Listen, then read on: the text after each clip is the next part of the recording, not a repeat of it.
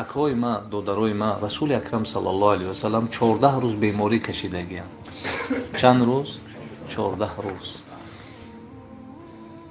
ва вақте ки дигар пош хати масҷид рафта наметонист, ҳазрати али ва аббос ё мебурданша зорашон мекард, мара як хелбар ин ки поам дар замин шакида баравам савоби масҷида бигирам.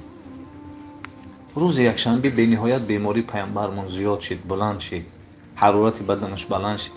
ҳазрати билол азон гуфт, намози шома рафтан хондан, намози хуфтан азон гуфт, ҳазратҷон гуфт мара барин чанд қадам бурдан ки ҳушаш рафт. вақте ба ёд омад, аввалин суолаш ҳамин буд: оё мардум намоза хондиянд? ҳазратҷон шуморо интизорам. дуюм бора ҳушаш рафт, сеюм бора ҳазрати абубакр пеш дуромад намоза сар кард. ҳазратҷон ба ёд омад, гуфт мардум намоза хондиянд? ҳазратҷон вақти намоз нагуфт. ҳазрат дуромад, саҳобаҳо такбир гуфтанд, ҳазрати абубакр як тарафа истод, ҳазратҷон пеш дуромад, намоз тамом шид. гуфт абубакр чаро намози мардума нахондӣ? гуфт барои ман муносиб нест, ман пеш бидурам та яқиби ман намоз бихонем, ҳайра қабул надорам. ҳазратҷон азони бомдода азон гуфтанд, боз ҳазрат ишора кард мара масҷид барем. хезондан шаки қувваи надора барава, гуфт ман дигар масҷид рафта наметавонам. як борак пардаро як тарафа кунед, ман аҳли масҷидиҳоро тамошо кардам. шумо масҷидиҳо касе ҳастем ки охиро нигоҳи пайғамбар аст. ҳазратҷон дид саҳоба боз хушҳолӣ карданд ки меоям, мегам хеле ишора кард ки дигар ирӯз ман қувваи надорам, қати шумо намоз бихонам. ва гуфт алҳамдулиллоҳ ки баъди сари ман як тайёро пешво мекунӣ, боқӣ мондааш пайравӣ ё мешавад.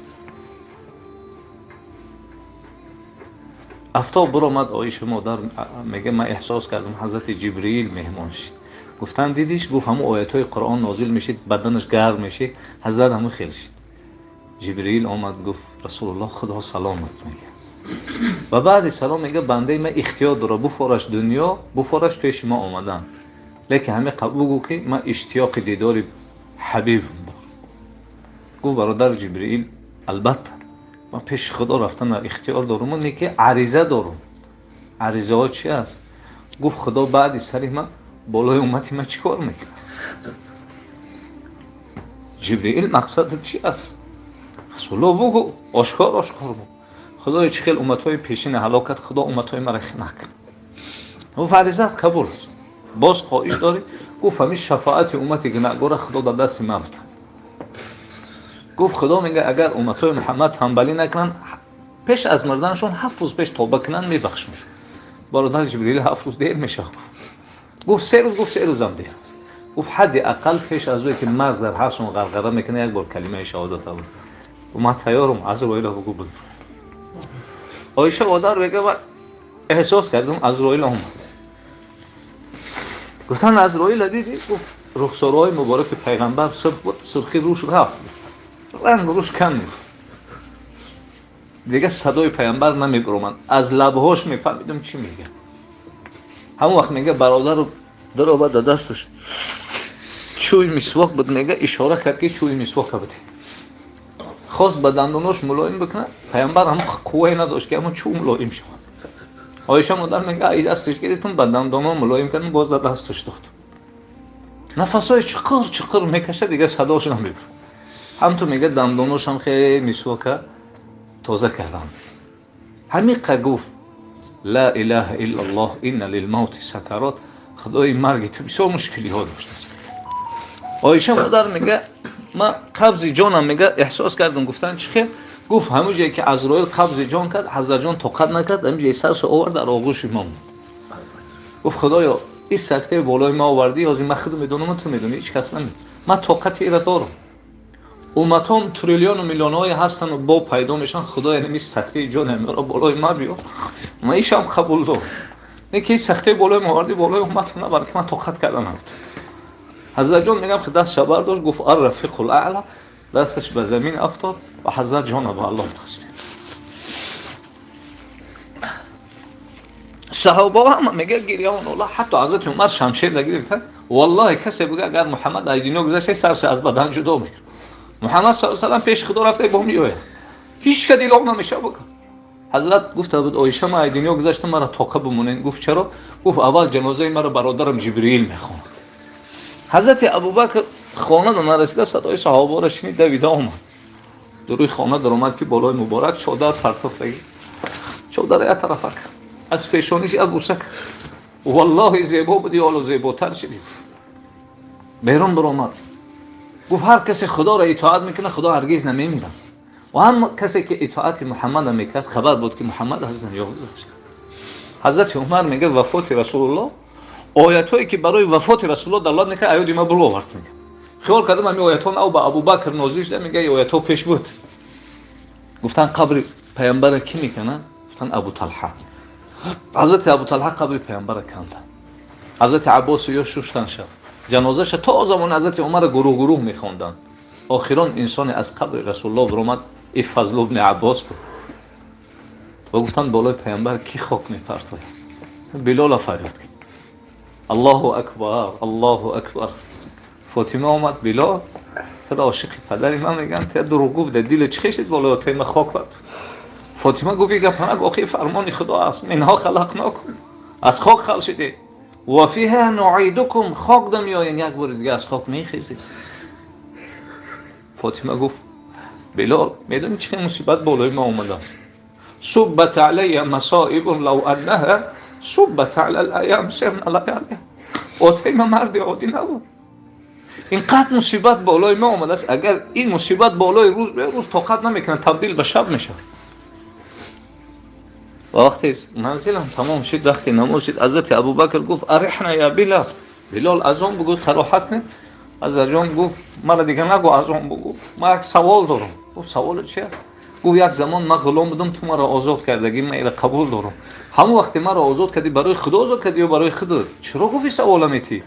گفت اگر برای خدا آزاد کرده باشی مرا دیگه حق نداری بگو از اون بگو. نه برای خود باشی من غلام میتیم. گفت من تو برای خدا آزاد کردم. حضرت جان گفت من دیگه در مدینه گشته نمیتونم. مرا اجازت بده من شام برم. من طاقت کردم نمیتونم در کوچه مدینه رسول الله من نمیتونم در اینجا گشت. مرا اجازت بده. یک سال مدینه نآمد.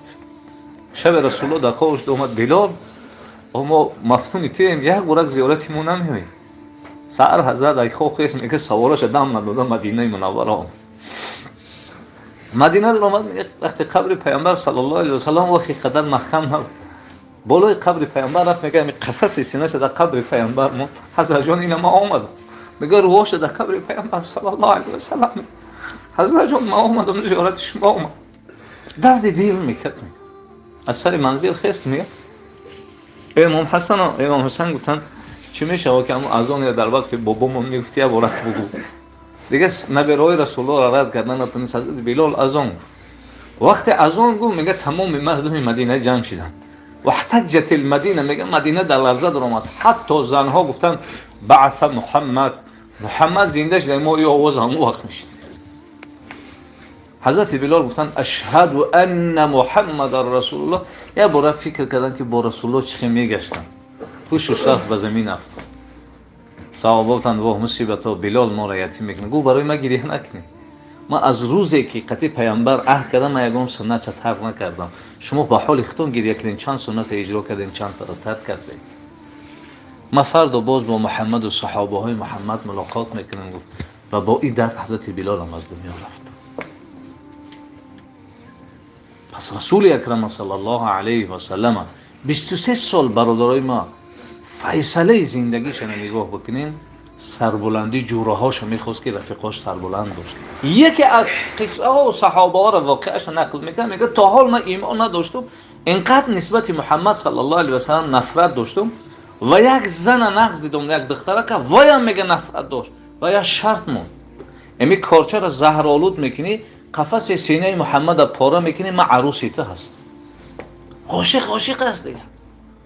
کارچه را زهر آلود کرد. میگه مجلس در آمدن حضرت جان میگه مثل شمع بود. صحابه ها مثل پروانه گردش دور میزدن. من موقع خلوت نیافتم که کارچه را بزنم. حضرت جان میگه از بین امو برآمد توقه به توقه مونده مردمون. میگه من میگه بی فکرم چی است و حضرت جان بی فکرش چی است. هر دون یک بار خودم گفت که جوانی زیبا چه حال داری و دست آورد. میگه همونجای من کارچه را بجا کرده بود. میگه دست همونجا ماند و من ترسیدم. میگه گفت لا تخف نترس.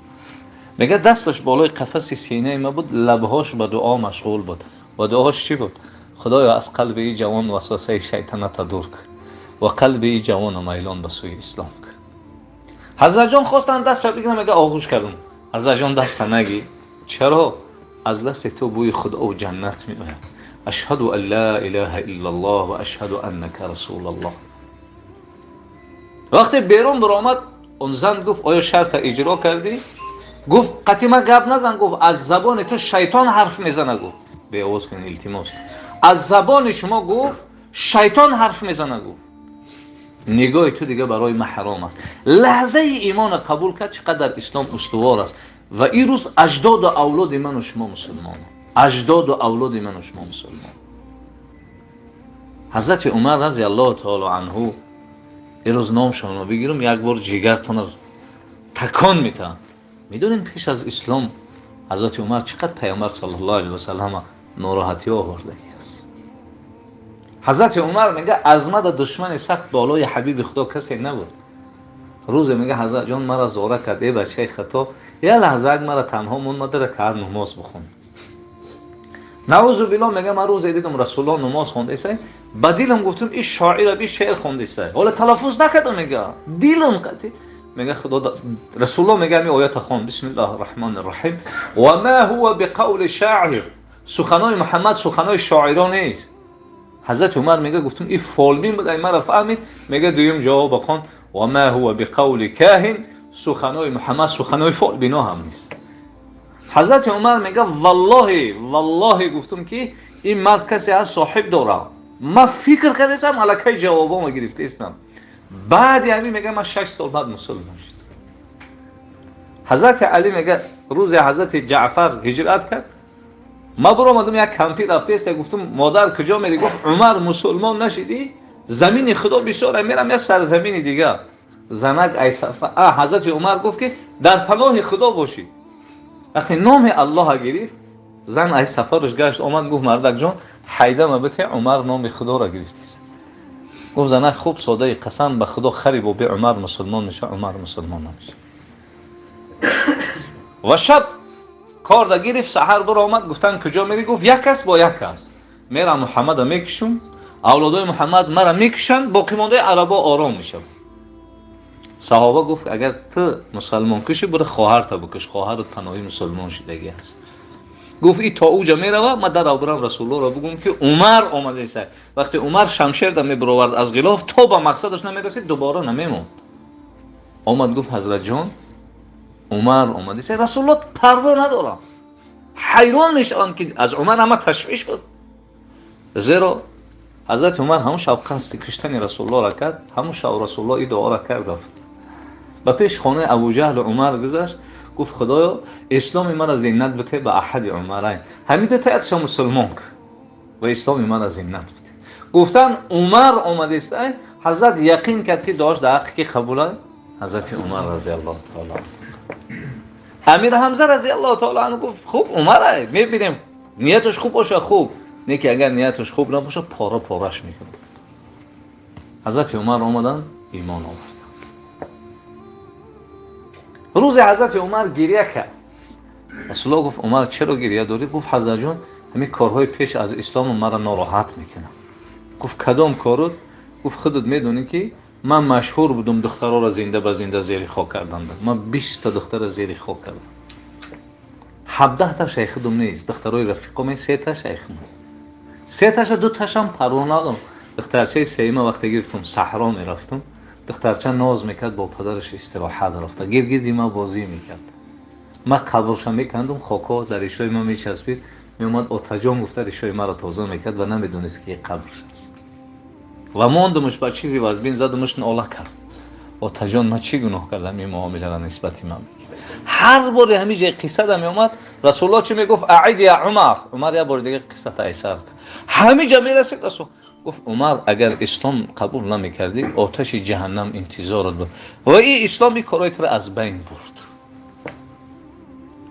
رفیق خوب انسان از چه حالت به چه حالت میاره. رسول اکرم 6 تا فرزندش با دست خودش در لحد موندگی. 6 تا فرزند.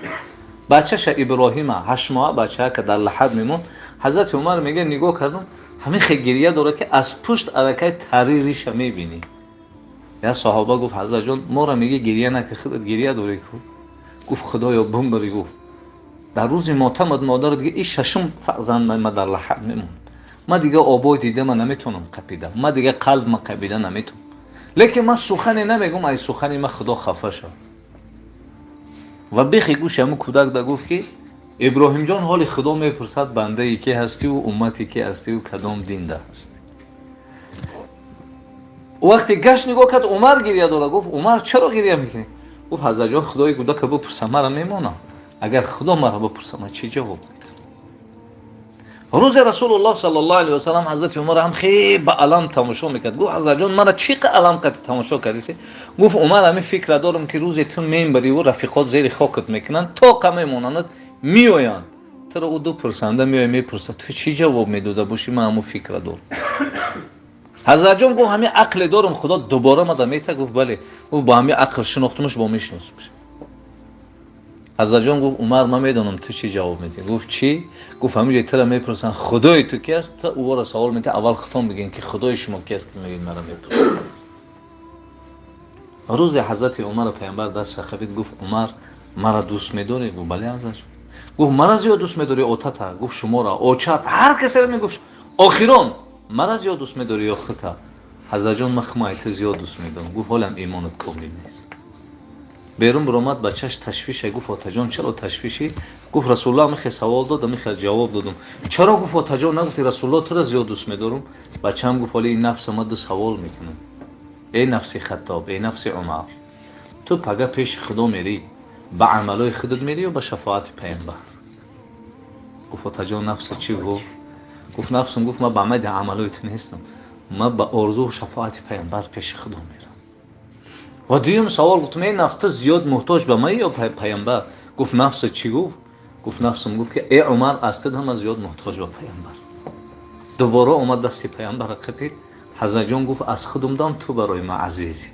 حضرت جان گفت عمر نو ایمانی تو کامل شد. حضرت جان با کارچه زدن. نگفت در کجا با کارچه زدین مرا. بچه‌م گفت همین آدمی مرا با کارچه زده ببینین مسلمانه یا کافر؟ پدر گفت فرقش چی کشنده مسلمان باشه؟ گفت ببینین دیدن گفتن کافر است. گفت الحمدلله. گفتن چرا تو الحمدلله میگی؟ گفت اگر کشنده من مسلمان میشید خدا عذابش میداد. من نمیخوام برای من یک مسلمان عذاب بکشه. من نمیخوام برای من شده امت رسول الله عذاب بکشه. ولی عذاب میکشه من کافر است عذاب کشیدن. یه نفر تا حال ایمان نآورده بود میگه من نعوذ بالله نسبت محمد قد نفرت داشتم. رفتم رسول الله با صحابه ها در مسجد بود، من راستا پیشاب کردم. میگه صحابه های حبیب خدا چی گفتن؟ مه یا رسول الله. وای وای حضرت جان این چیکار کرده است؟ اجازت سرش از بدن جدا کنیم. حضرت جان فرمودن ما انسان های مسجدی هستیم، ای غیر مسجدی باید فرق کنیم. ما نیم پیشاب شد تا آخر کنم. فریادش کرد گفت برادر اینجا مسجد هست، این جای مقدس ترین مسلمان ها هست، اینجا جای پیشاب کردن نیست. میگه لحظه فکر کردم شخصیتم شخصیت مقدس و مکانم مکان مقدس، اما در مقابل این عمل زشتی من اینقدر مهربانی جواب. اگر پیش پدرم دا میکردم یا شلاق میزد، پیش رفیقم دا این کارا میکردم میگفت تو برادر من نیستی، من را حرمت نکردی، در پیش من پیشاب کردی. این کی است که از پدرم بالا و از رفیقم رفیقتر و رفتن چیکار کردن؟ اشهد ان لا اله الا الله و اشهد ان محمد رسول الله افته ایمان. پس اخلاق حمیده حبیب خدا را دیدن ایمان آوردن. همه ما اهل سنت و الجماعه ایمان داریم که بعد پیغمبر بزرگترین کی است؟ ابوبکر صدیق است. البته است همه حضرت جان میوید دخترچش ببین شرم نمیداره، میوید دخترچش میپرسه که دختر جان کنی ببین من همه سنت های پیغمبر اجرا میکنم یا نمیکنم؟ گفت آتا جان همه سنت ها رو میکنی یکی از سنت ها نمیکنی. گفت بچه‌م کدام سنت ها؟ گفت همین همسایه یهودی این نابینایی داریم که حضرت جان هر روز میبره افقاتش میته، آتا جان شما نمیکنی نمیکن. فردا حضرت ابوبکر صدیق رضی الله تعالی عنه و ارضاه پیش از حبیب خدا افقات برد. اون مرد که افقات دادن گرفت، اون مرد سوال کرد که اون مرد که هر روز مرا افقات میداد کجاست که این روز تو آمدی؟ حضرت ابوبکر گفت تو چشم بینا نداری، اون مرد از ما چه خیلی فرق میکنی؟ گفت اون مرد کسی بود که خیلی بوی خوب داشت، من همون بو را حس نکردیستم. عایشه مادرمون رضی الله تعالی عنها میگه حبیب خدا می اومد، من از خواب بیدار میشیدم. گفتن ناراحتت میکرد؟ گفت بوی خوش حبیب خدا مرا از خواب بیدار میکرد. روز حضرت علی رضی الله تعالی عنه آمد، فاطمه دختر حبیب خدا بیرون برآمد. حضرت علی گفت فاطمه پدرت آمده بود؟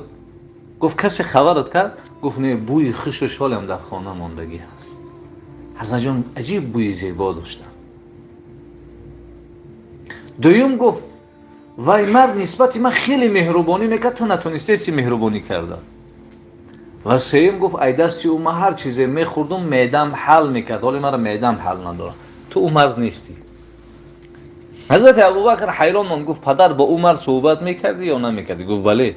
گفت درباره چی صحبت میکردی؟ گفت میگفتم هوشیار شو، نعوذ بالله در همین مدینه یک محمد جادوگر پیدا شده، همه را از دین باباگیش میبره، دین خچه یاد دسته. گفت بعد شنیدن این کلمه ها معاملش چه خیلی میشید؟ گفت مهربانیش دوباره تر میشید. پدر میدونی آن مرد که است؟ گفت نه. گفت خودی محمد صلی الله علیه و سلم. گفت من این قدر تحقیرش کردم و او قدر مرا دوست داری؟ اشهد ان لا اله الا الله و اشهد ان محمدا عبده و رسوله. پس اخلاق خوب، اخلاق حمیده انسان از چه حال به چه حال. حضرت جان با کارچه زدن، نگفت در کجا با کارچه زدین مرا. بچه‌م گفت همین آدمی مرا با کارچه زده، ببینین مسلمانه یا کافر. پدر گفت فرقش چه کشنده مسلمان باشه؟ گفت ببینین. دیدن گفتن کافر است. گفت الحمدلله. گفتن چرا تو الحمدلله میگی؟ گفت اگر کشنده من مسلمان میشید خدا عذابش میداد، من نمیخوام برای من یک مسلمان عذاب بکشه، من نمیخوام برای مشید امت رسول الله عذاب بکشید. ولی عذاب میکشه، من کافر است عذاب کشیدن. و 2 روز بیمار شدن. 3م روز شیر قطعی خرما خوردن که ایروداش برآمد، فهمید که از دنیا میرود. بچه جان گفت برای عایشه مادر بگو که اجازت میتن قبر مرا در بر رسول الله بکن. نگو که امیرالمومنین میگه که بگه امر امیر واجب اطاعتش، برای بگو عمر بچه خطا میگه. عبدالله آمد هم گفتن مادر جان پدرم هم خواهش داره. گفت عبدالله والله هر بار پیغمبر نام اوتی مرا میگه، نام اوتی ترام میگه. اینجا من برای خودم مونده بودم، نکی من راضیم که عمر بیارن در برای رسول الله بکن. ببین رسول اکرم صلی الله علیه و سلم از چه حالت به چه حالت آورد رفیقاش و دوستاش. رسول اکرم صلی الله علیه و سلم روز فتح مکه ابو سفیان با حضرت عباس گپ زده و میگه 22 سال با محمد صلی الله علیه و سلم مقابلیت کردیم، این روز او نعوذ بالله قبیح قتی نمیدونه که چند لحظه بعد ایمان میاره. نگاه که نمیدونه چند لحظه بعد مسلمان میشه. ابو سفیان محمد یتیم این روز با کبر و غرور میای مکه را میگیره، هم تو شمشیردار کشید. گفت اگر محمد طرف خانه می بیاد پاره پارهش میکنه. همون حالت حضرت جان 10,000 لشکر قتل درآمدن، اوای دیده در پره روز. یکم کلمه‌اش چی بود؟ کسی در خانه ابو سفیان نکشید. ابو سفیان حیران شد، گفت عباس من یک محمد بعد میبینم، محمد یک مرا دوست میداره، من اگر برم ایمان بیارم ایمانی مرا قبول میکنه. من امیر حمزه را نقشه کشیدم شهید کردم. گفت بله. گفت یکی اگر من عرض بکنم ایمانی مرا قبول نکنه اسلام، من چیکار کنم؟ گفت همون عذرهایی که برادرای یوسف برای یوسف خونده بودن تو برای رسول الله بکن.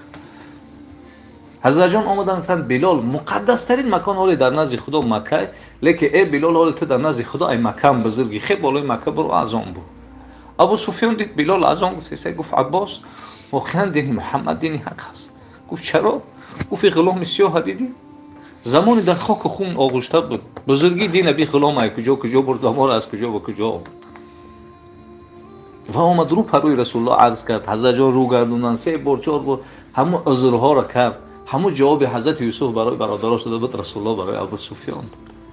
دیگه کلمه‌اش چی بود؟ کسی در خانه هند است، هند زن ابو سفیان است، جیگر امیر حمزه را خویده بود، گوشای امیر حمزه را بود.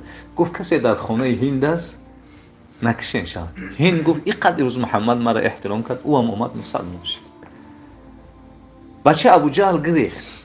گفت آیا محمد زنای ما را گرفت، خانه ها را گرفت؟ گفت نه، همه را آزاد کرد. بچه ابو جهل هم اومد مسلمان شد. اخلاق پیامبر را دیدی چقدر اخلاق است؟ اخلاق خوب در درجه انسان بالا میبره. جنت منظری است که ایشان قاری بیان کردن. موسی علیه السلام سوال کردن یا ربی، موسی بود، با خدا صحبت میکرد. پروردگار جنتی که همه مشتاقش است، حتی کافران دعوت جنت دارند و دعوا میکنن که جنت مال ماست. همه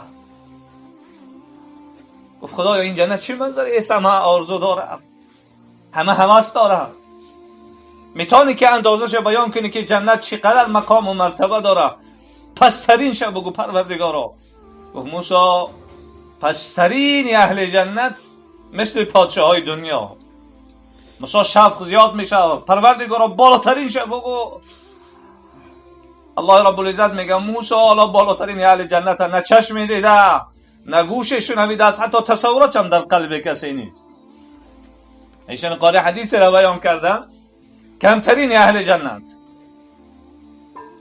مفسر حدیث رسول معظم اسلام میفرمایند که او انسان اینقدر در دوزخ سوخته میشه و صبح سیاه میشه. و صحابه سوال کردن حضرت جان اون انسانی که سیاه میشه چخیل جنت میدوید؟ جنت منظره زیباست. گفت اونجا حوضی هست، یک بار آوازی میکنن مثل مهتاب زیبا میشن بعد جنت. و حدیث ایشان قاری بیان کردن میگه این تا سوزانده میشه و که دیگه دست و پاچه کار نمیکنه، هم تا زمین ده شکیده بردیسته. رحم الله را ببین، رحمت خدا را ببین، مهربانی خدا را ببین. با بنده چه که صحبت میکنه؟ یا فلان ابن فلان، ای بچه عبدالله فلانی بچه فلانی برای جنت. حبوه در لغت عرب مکسره میگن خشبه زمین کشیده میبره. بلا که جنت پر هست فیرجع فیقول یا رب، میگردم یا میگه یا الله جنت تو دیگه جا ندارم، من کجا برم؟ دوباره برم. هم تو عذاب کشان میره و باز پر فیرجع فیقول یا ربی، میگردم یا الله نیست جو. سیم بارا میره، سیم بارا آمد عجیب با خدا صحبت میکنه. اتسخروا او تضحكوا بی و انت الملک. خدایا این روز تو به حال من میخندی، مرا مسخره و شرمنده داری در بین امت. خدایا جنت تو جا نیست، من چخیل برم؟ پس پروردگار رب العزت انقدر رحمتش وسع میشه و میفرمایه های فلانی همون جنتی را تو گمان میکنی که پر هستی، هیچ امکانیت جا نیست. اگر مثل پادشاه های دنیا مقام و مرتبه و خدمتگارت به تو از من راضی میشی؟ بنده را ببین ناز شه، با خدا صحبت نکنم. خدا میگه از من راضی میشی، خاموش است. دو برابرش میتون بنده هم راضی میشی، نازی بنده را ببین با خدا صحبت نکن. سه برابرش میتون راضی هستی، خاموش است. چهار برابر میتون راضی هستی، با خدا صحبت نمیکنه. فیقول فی الخامس، وقتی میگه 5 برابر پادشاه دنیا مقام و مرتبت میتون، فیقول فی الخامس رضیت ربی، نوم از تو راضی شدم ای الله. الله رب العزت میگه 10 برابرش میتونه. هر چیزی که دلت خواهش میکنه من برات مهیا میکنم و هر چیزی رو گوشت میشنوه من برات مهیا میکنم و هر جایی که چشمت میبینه برات مهیا میکنم. بیان میکنن میگه حتی میوه جنت خود به خود پیش انسان میاد. شارحین حدیث میگه یا انسان کچه بالا میکنن میوه رو میخوره یا میوه پس میشه میخوره. حتی رسول اصحاب چگونه تیار کرده بود، آشکارا گفت امروز کدامی از شما جنت رفت، آشکارا بی یگام اشتباه. همه سرخمن. عبدالله ابن عمر بچه میگه انا یا رسول الله امروز من جنت رفتم. همه تعجب میکنن که الله امروز من از آبهای جنت نوشیدم. و حبیب خدا سوال میکنه یا عبدالله کیف دخلت و اکلت و شربت، کنه قیصه که امروز چخیل جنت رفتی و چخیل از میوه هاش خوردی و چگونه از آبهاش نوشیدی؟ جواب میده حبیب خدا امروز من قرآن میخوندم، ما وقتی درباره وصف جنت خوندم والله حالم پرنده های جنت فریاد دارن، صداش در بیخ گوشی ما هست. و وقتی ما درباره میوه های جنت میخوندم حبیب خدا هم والله مزش از دهنم نرفته. وقتی ما درباره آبهای صاف و مصفای جنت خوندم حالم شیرینیش از حلقم پایان نرفته. اصحاب رسول الله با این اطمینان قرآن میخوندن. ببین با این اطمینان قرآن میخوندن، با اطمینان. امروز ما جنت رفتیم. رسول اکرم صلی الله علیه و سلم میفرماید روز قیامت اهل نماز از نماز می‌درآیند دروازه جنت، اهل روزه از روزه، اهل زکات از زکات. ابوبکر دست بالا میکنه، حضرت جان آیا هست نفری که از همه دروازه های جنت بدرآید؟ رسول الله میگه بله و آرزو میکنم یکی از اونها تو باشی ابوبکر که از همه دروازه های جنت می‌درآیی. چقدر صحابه باور در جنت داشتن. از من میپرسه من امیرالمومنین این دو شتر صدقه اگر یکی در تشنگی و گرسنگی بمانند خداوند مرا سوال کنه من چی جواب میتونم؟ بنده ها را سوال نمیکنه، عمر ابن الخطاب سوال میکنه. عمر است، نباشه میلیون ها عمر گذشت و اما عمر هر کسی را بگو میشناسش، میدانه که کدام عمر است. این اونا چی فکر عقیده داشتن که خدا روز قیامت آیا از بنده ها سوال میکنه یا از عمر؟ و هر روز هم تو ریش مبارک میگرفتن میگفتن ای بچه خطاب هوشیار شو، تو برای امت محمد فردا روز قیامت پیش خدا چی جواب میدی؟ هر روز مصلحت خودش همی بود، نصیحت میکرد با خود. رسول اکرم صلی الله علیه و سلم امتش هستیم. جوان مردا وقتی آمد است که بگیم با محمدا امتی که حضرت آرزوی دیدار کرد یک بارک چهره‌های من و شما را ببینم، امتی که 23 سال حیات برای من و شما صرف کرد، حداقل بیاد یک روز 23 مینوت در فکرش باشه، حداقل در حیات یک بار در فکرش باشه. این جوان مرد چگونه جوان مرد بود، چه خیلی شاگردا برآورد و تا امروز الحمدلله مکتب و مدرسه و مکتب های عالیش جاری هستند.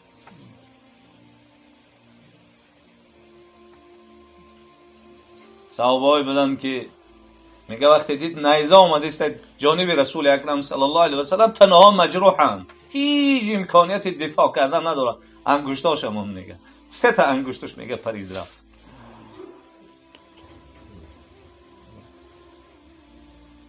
صحابه که رسول اکرم صلی الله علیه و سلم گفتن ابی و ام فداک، پدر و مادرم فدای تو، ساعت تیر بزن که امروز مشرکا ما را اذیت داده ایستادن. صحابه که قدر یکدیگر را میدانستند، امروز خداوند یک تا بیماری را آورده است هممون سرگردان و سر حیرانه. یک تا بیماری شد همینجا آگاه میکنه که بین یک بیماری را آوردم همه سرگردانه. انا همین روز میشوه که همین اعلان هم میکنم. میدونین کدام اعلان هست؟ اعلان مالک یوم الدین هست. روز قیامت الله رب العزت همه از آدم تا آخر اعلان میکنه پادشاه روز قیامت کی است؟ آدم سر نمیبرداره، نوح نمیبرداره، ابراهیم نمیبرداره. نوح که دعا کرد خداوند دعای او را همه روی زمین بحر کرد، سر نمیبرداره. هم تو سرخم موسی نمیبرداره، عیسی نمیبرداره، حتی محمد رسول الله نمیبرداره، همه سرخم هم. و خود جواب میده لله واحد القهار. این روز ما هستم میگه تمام. واقعا همین روز در چشم سر میبینیم دیگه، انتظار این وعده را قیامت نشین، همیجا همه حتی میبینین لباس ندارن سر در سجده مونده استین. این دلالت میکنه که لله واحد القهار.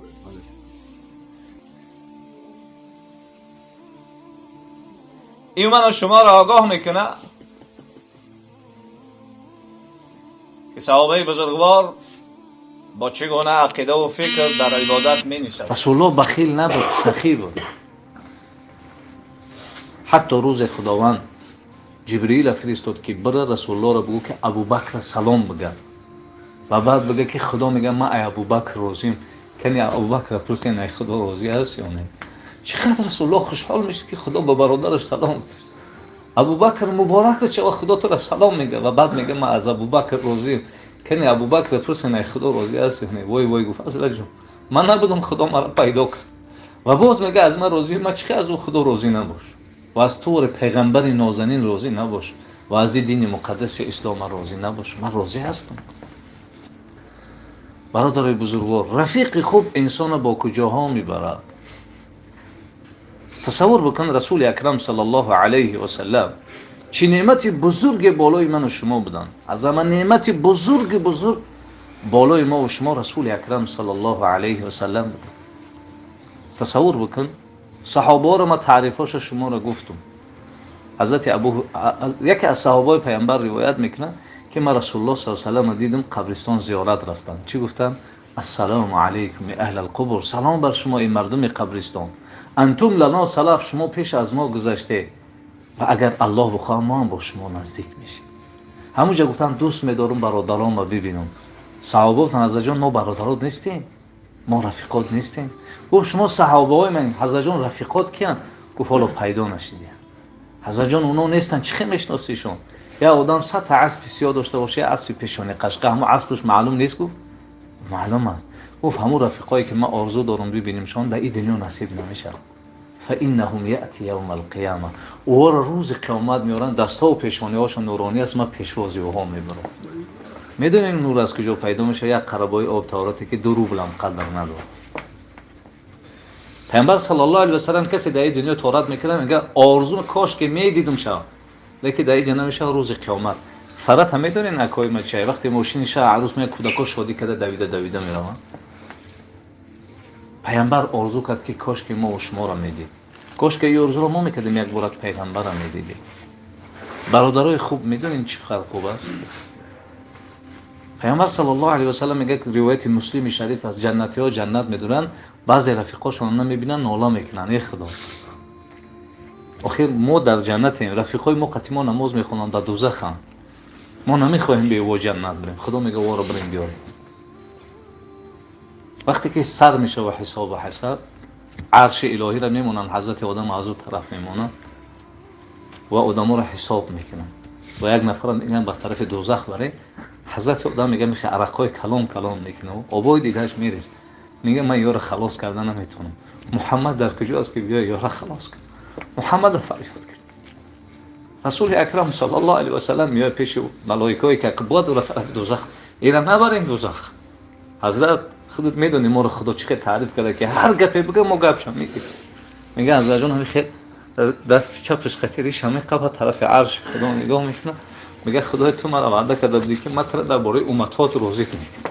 خدای من راضی نیست یا دوزخ میرم یا را خلاص کن. الله میگه دوباره حساب شما کن. حسابی را صحیح کن. وقتی حساب میکنن فقط ثواباش حساب میکنن، خطایی ها را ندیگن. طرف جنت میگن ببریمش، اما آدم میگه یا دقیقه بسیم من قطعی آدم گپ زن یکی بود مرا از آتش جهنم خلاص کرد. برادر تو کی هستی مرا خلاص کن؟ مرا نمیشناسی. ما محمد رسول الله. هرچند میگن طرف جنت داره میگن بسیم من میری قق تماشا کن. میدونین مشکل پیغمبر است. ما امتی کی هستیم میدونین؟ هنوز پیغمبر آرزو کرد کاش که ما رو میدید، کاش که این آرزو رو ما میکردیم که میدیدیمش. طرف جنت رفتیش از طرف پیامبر پیشواز میاد. حوض کوثر است. رسول الله میگه یک قطره اگر الله نصیب تون کنه همون گرمی قیامتش با تشنه نمیمون. تصور بکن رفته استی بخوای که با همون ظرف و پیاله ها از همون حوض بخری، حضرت جان ظرف و پیاله رو سکنه با دستاشو بگه بیا ای دستای من از این آب بنوش. چی نعمتی بزرگ است برات.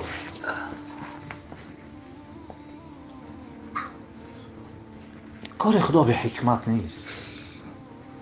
اگر حالا رسول الله در این محفل ما میشید چی میپرسیدیش؟ چی میگفتیش؟ از رسول الله چی خواهش میکرد؟ شاید به مجرد دیدن جانمون به الله تسلیم می‌کردیم. شاید چشممون طاقت تماشاش نداشت، شاید قلبمون از حرکت میموند. خدای خودت وعده کرده که جنتی ها هر خواهشی داشته باشه اجرا میشه. خدای اگر در تقدیرمون جنت است، ما رو با همه احکاممون جنت ببخش. و یک بارک در جنت اجازه بدید با رسول الله صحبت کنیم. درد دلمون رو بگیم شه. همه قبل بگیم که محمد تو را دوست بدار. تو برای ما از جانمون هم عزیزتر هستی. اکای ما دادرای ما پیامبر صلی الله علیه و سلم میگه بسیار شنونده از گوینده زیاد عمل میکنه. اگر شما جنت رفتین مرا ندیدی از خدا خواهش کنید برادر ما ختیمو بیار. در دنیا ختیمو میشه صحبت میکنه. ما گپی او را گرفتیم عمل کردیم، شاید او خودش عمل نکرد. خدای ما خواهش داریم برادر ما را بیار. خدایا اگر در او جنت دیداری تو نباشه و رضای تو نباشه و دیدار پیامبر و شفاعت پیامبر نباشه، ما در او جنت در کار نیست. با رسول الله صلی الله علیه و سلم در جنت شهودی داره. اکون طرف جنت میره، سوره یاسین رو میخونین، سلام قولا من رب الرحیم. هم تو رفته ایستی که الله رو فرود میاد السلام علیکم. ای جنتی ها میخواین عزیز یادتر تام جنتی ها خدای ما با رسول الله ما از آتش جهنم خلاص شدیم، دیگه چی بخوایم؟ خدا میگه خواهشای داره فراموش کردیم. ما این روز از شما راضیم، دیگه از شما خفه نمیشم. و دیداری به مثل مونانش نشان همه سر در سجده میمونن. پیامبر میگه الله میگه ارفعوا رؤوسکم، سرا رو بردارید دیگه سجده نه. ما را تماشا کنید و ما شما را تماشا میکنیم. بدون جنت چقدر نعمتی بزرگ است. پیامبر صلی الله علیه و سلم ما برادر آخر انسان جنتی را میگم بالاش ختم فیصله کن. آخران انسانی که بعد او دیگه کسی جنت نمیدره. هم تو کودک نو شکمالات میره میگم خیخشه از آتش جهنم برآورده کشیده برسه که الله فریادش میکنه ای فلانی بچه فلانی بره جنت. میره که جنت پر از جان نیست. میای میگه خدا جنت تو پر از جان نیست. دوباره میگهش برام. سه بار دیدین عجیب علم میکنه. خدایا تو مرا مسخره میکنی. من در دنیا گفت نگرفتم، این روز تو مرا شرمنده داری. آخه جنت تو پر از دیگه جا نیست. من که جا برم حتی یک جای من نیست. الله اینقدر رحمش میومد میفته همون جنت رو تو گمان میکنی پر از یگان جا نیست. در همون جنت مثل پادشاهای دنیا مقام و مرتبه و خدمتگار به تمام راضی میشی. خدا رضای بنده گناهکار را حاصل کرد. پیامبر میگه ناز جنتی رو دی با خدا قهری میکنه گپ نمیزنه. 2 برابر دش میتون گپ نمیزنه، 3 برابر 4 برابر وقت میگه 5 برابر دی پادشاهای دنیا مقامت میتون میگه فیقول فی الخامس رضیت ربی، اگه خدا من نوای تو راضی شد. حرکت کنین جنت از خود کنین. انسان جنت با یک کلمه میتونه حاصل بکنه اگر برای رضاش باشه. حتی 14 روز پیش از وفاتش چه مشقت و پیامبر کشید. عایشه مادرمون رضی الله تعالی عنها ارضا میگه حبمون از جنت البقیع می اومدیم. گفت عایشه یاد داری همون گوسفند زهرآلوده که داده بودن مخورده بودن؟ گفت بله. گفت حال من جیگری مرا تکلیف میده. پیامبرمون صلی الله علیه و سلم با کسل جیگر از دنیا گذشتن و روز تا روز میپرسید فردا نوبتی کی است، فردا نوبتی کی است، فردا نوبتی کی است، فردا نوبتی کی است. و همه همسراش گفتن حضرت جان ما راضیم که خود در خانه عایشه باشیم. عایشه مادرمون رضی الله تعالی عنها و ارضا روایت میکنه، میگه من آمدن حضرت عزرائیل احساس کردم. گفتن دیدی؟ گفت رخسارهای مبارکش سرخ بود، سرخی روش رفته بود. و همون حالتی که آیت نازل میشید همون حالت بود. یعنی جبرئیل آمدن گفتن رسول الله صلی الله علیه و سلم الله رب العزت اختیار داده ترا، اگر میخوای همین دنیا، اگر میخوای ملاقات با پروردگار، لیکن الله رب العزت میگه من اشتیاق ملاقات با حبیبم دارم. حبیب خدا گفت جبرئیل من تیارم لیکن سوال دارم.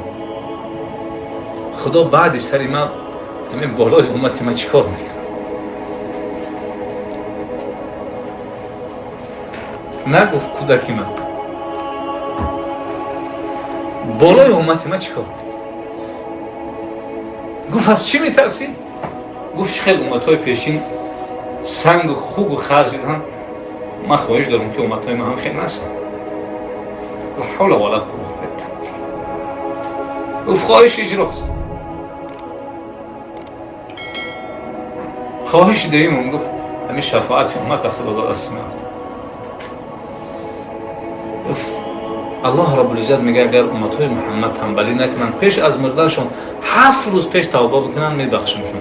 دیر میشه 3 روز دیر میشه. حدی اقل گفت یک بار لا اله الا الله گفته باشه. حضرت از دنیا گذاشتن قبرش ابو طلحه کردن. حضرت علی و عباس و فضل بن عباس شوشتن در لحد ماندن. بالاش که خاک میپرتافتن بلال حبشی. وقتی که از دنیا هم گذشت حضرت ابوبکر گفت بلال از اون موقع. حضرت گفت من نمیدونم. من میدونم من غلام بودم تو مرا آزاد کردی. سوال دارم که ابوبکر تو مرا برای خدا آزاد کرده بودی یا برای خدا؟ گفت بلال برای چی سوال میتی؟ گفت اگر تو مرا برای خدا آزاد کرده باشی ما غلام تیم بگو من از آن میگم. اگر تو مرا برای خدا آزاد کرده باشی دیگه مرا غم نکن. گفت بلال مثلا برای خدا آزاد کردم. ما گفت دیگه از آن نمیگم.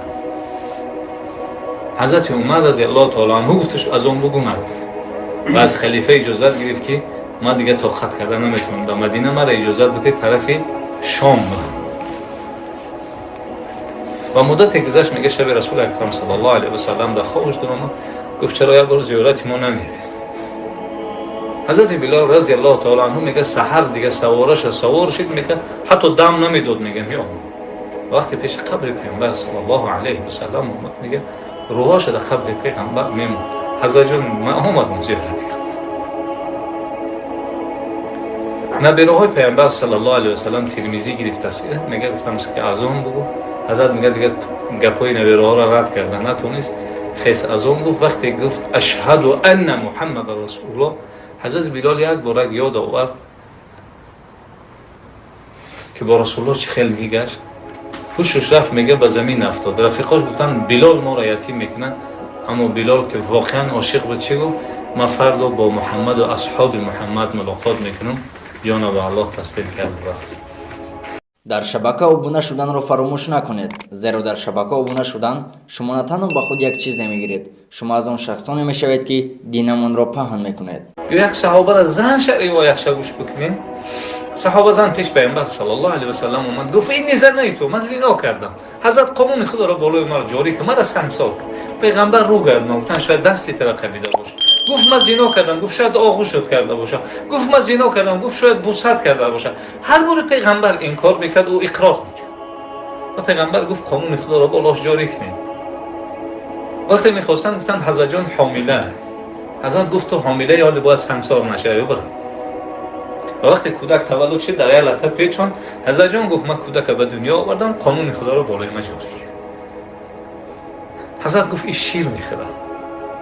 2 سال بعد قرن نان آورد گفت حضرت جان این کودک دیگه محتاجی شیر نیست میتونه نان بخوره قانون خدا را بالای ما جاری کرد. و پیغمبر امر کرد اولین کسی به سنگ زد کی زدش؟ خالد ابن ولید زد. وقتی خونش پرید گفت خدا خونی پلید تر رسوا کنه. پیامبر صلی الله علیه و سلم قدر ناراحت شد گفت یا خالد افیک جاهلیه حال ما میگه کره جاهلیت مونده. این 4 سال دنبال ما دویدست که قانون خدا را بالای ما جاری کرد. با ما این مهلت دادیست. صحابه را ایمان شدید. پیامبر صلی الله علیه و سلم صحابهش برای ما و شما درس و عبرت هست. یک کاری همه را انجام بدیم حد اقل یک کارشون. بیم همه حسدا را از قلب دور بکنیم. کجا رفتیم از این حسد؟ پیامبر صلی الله علیه و سلم سیدنا عمر فریاد کرد گفت عمر مرا دوست می‌داری؟ این حدیث شاید اهمش شنیدید. گفت بله حضرت جان من شما را دوست می‌دارم. گفت چند قدر؟ مرا زیاد دوست می‌داری پدرت؟ حضرت جان شما را، مادر شما را، فرزند شما را. آخران نقطه عمر مرا زیاد دوست می‌داری خطا. حضرت جان گفت من شما ایت بسیار دوست می‌دارم. و از لفظ حدیث بعضی همه قبل روایت میکنن و بعضی شارح ها عجیب میگه حضرت عمر از جوش خیست وقتی میرفت با بچهش ملاقات کرد گفت پدر چرا پریشان؟ گفت محمد بن عبدالله سوالم داد که مرا زیاد دوست می‌داری یا خودت؟ من در جواب گفتم خود ما ایتو زیاد دوست می‌دارم. گفت پدر جان چرا نگفتی ای رسول الله تو را زیاد دوست می‌دارم؟ گفت عبدالله علی من این نفس سوال میکنم. ده سوال یکم که ای نفس عمر تو زیاد محتاج به پیغمبری یا به عمر؟ و سوال دوم همی است که ای نفس عمر تو روز قیامت پیش خدا میری به عملای خودت میری یا به شفاعت پیغمبر؟ پدر جان گفت نفست چی گفت؟ گفت بچه جان نفسم گفت که ای عمر از تو من زیاد محتاج به پیغمبر و اگر من روز قیامت پیش خدا میرم به عملای تو میرم و من امید و آرزو به شفاعت پیغمبر دارم. و دوباره آمدن گفتن رسول الله حتی من نفسی از جان عزیزم ده تو برای من عزیزی. حبیب خدا گفتن الان تمت سعادتک. عمر نو سعادتمندی و نیکبختی تو پر رشید. ببین پیغمبر صلی الله علیه و سلم چقدر من شما را تعلیم و تربیت داد. 6 سالگیش ایمن روایت میکنه. 6 سالگی کودککی 6 ساله وقتی که قبیله مادریش از زیارت رفت همه کودکا جمع شدن محمد ما تو را دوست می‌داره. رسول عجیب سوال میکرد واقعا مرا دوست می‌دارین؟ بله شما هم شاهد باشین که من هم شما را دوست می‌دارم. از 6 سالگی الکی در فکر محبت است. و حتی میگه اهل یهود و نصارا دیدن ایمن گفتن هذا سیدکم و نبیکم. ای مردم عرب همو پیغمبر را انتظار این کودک هست. و وقتی پیغمبر صلی الله علیه و سلم حیات مبارکش نگاه میکنین فلسفه 23 سال زندگیشه ما و شما را توصیه به محبت و یکدیگر فهمید. دین اسلام دین جوانمردی است. حتی ببین ابو سفیان تا حال ایمان نآورده نمیدونه که فردا مسلمان میشه و همسرش صحبت داره ما غلبه کردیم یا محمد غلبه کرد. هند همسر ابو سفیان گفت مرد گفت محمد برید. گفت چرا؟ گفت محبت صحابه پیغمبر با پیغمبر رابطه قلبی است زبانی نیست. و رفیقای پا گفت زبانی. و ابو سفیان با حضرت عباس صحبت میکرد. ابو سفیان گفت عباس محمدی برادرزادمون که زیاده 20 سال با اون مبارزه بردیم از 20 سالم زیادتر 22 سال این روز غالب شد ما مغلوب شدیم. اگر این دادرزاده یتیم به کبر و غرور اگر مکه بیاید و طرف خانه اینا بیاید هر دو شمشیر لکشید گفت پارش بود. با برادرش با حضرت عباس صحبت میکرد. ابو سفیان همه زمان صحبت پیامبر صلی الله علیه و سلم درون و اولین کلمه چی بود؟ کسی در خانه ابو سفیان نکشید. ابو سفیان تعجب کرد گفت عباس شنیدی؟ من شنیدم. محمد میگه که کسی در خانه من نکشید. چه؟ ما اینقدر بی‌عهدی و بی‌وفایی نسبت محمد کردم. بیروز محمد اینقدر قدر مرا بلند کرده. گفت من طوری شنیدم. گفت چیزی که شنیدی طوری هست. ابو سفیان گفت عباس اگر من برم مسلمان شم محمد این ایمان قبول میکنه یا نه؟ گفت بله قبول میکنه. من بسیار عذابش داد دیگه. یکی اگر عرض اسلام کردم ایمان رو گردم من چیکار کنم؟ گفت برادر همه عذرهایی که برادر یوسف برای یوسف کرده بودن. وقتی در راه می اومد پیامبر صلی الله علیه و سلم حضرت بلال گفت والله گفت مقدس ترین مکان حالا در نزد خدا کجاست؟ گفت بیت الله. لیکن ای بلال حالا تو در نزد خدا ای بیت الله هم بزرگی بالای بیت الله برو اعظم. ابو سفیان وقتی دید بلال در بالای مکه است گفت عباس واقعا دین محمد دین حق است. گفت چرا؟ گفت یادداری زمانی بود که این غلام سیاه در درون خاک و خون آغشته بود. آیا بزرگی دین علی که غلام از کجا با کجا برد و مار از کجا با کجا بود. و آمد از پهلوی راست رسول الله عرض اسلام کرد. رسول الله روش کرد و از پهلوی چپش آمد و روش کرد و رو پروش آمد و همه عذرهایی که برادرای یوسف کرده بودن از را پیشنهاد کرد و پیغمبر همون جوابی که یوسف برای برادرش داده بود جواب داد و بیعت ابو سفیان قبول کرد. و پس آن گفت کسی در خانه هندی نکشید شد. هند هم اومد مسلمان شد. و حتی حبشه که امیر حمزه را شهید کرده بود همه هم اومد مسلمان شد. لیکن پیغمبر یک بار پرسیدش که امیر حمزه را چه خیلی شهید کرد؟ میتونی قصه بود؟ گفت علیک الصلاه و السلام. اون روز گفت کسی نبود که برآورد محمد صلی الله علیه امیر حمزه شو مگر کشته میشی. گفت تو چرا چه خیر زدیش؟ گفت من بجا شدم زدم. پیغمبر گفت میتونی که روپاروی من اتوهی تا عمک من راست بگیری. و در آخر روایت هست که همه حبشی هم روپاروش میسود نماشه پیغمبر از هر طرف تماشا میکرد.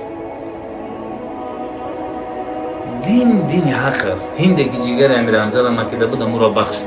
پس بین ما و شما یا برادرها یک کمبودی میشه و امو را بخشیده نمیتونه. کدام انسان کمبودی نداره؟ همین خاطر پیامبر صلی الله علیه و سلم برادرها آرزو کرده که کاش که ما و شما را یک بارک میدیم. کاش که این آرزو را ما میکردیم که یک بار پیغمبر را میدیم.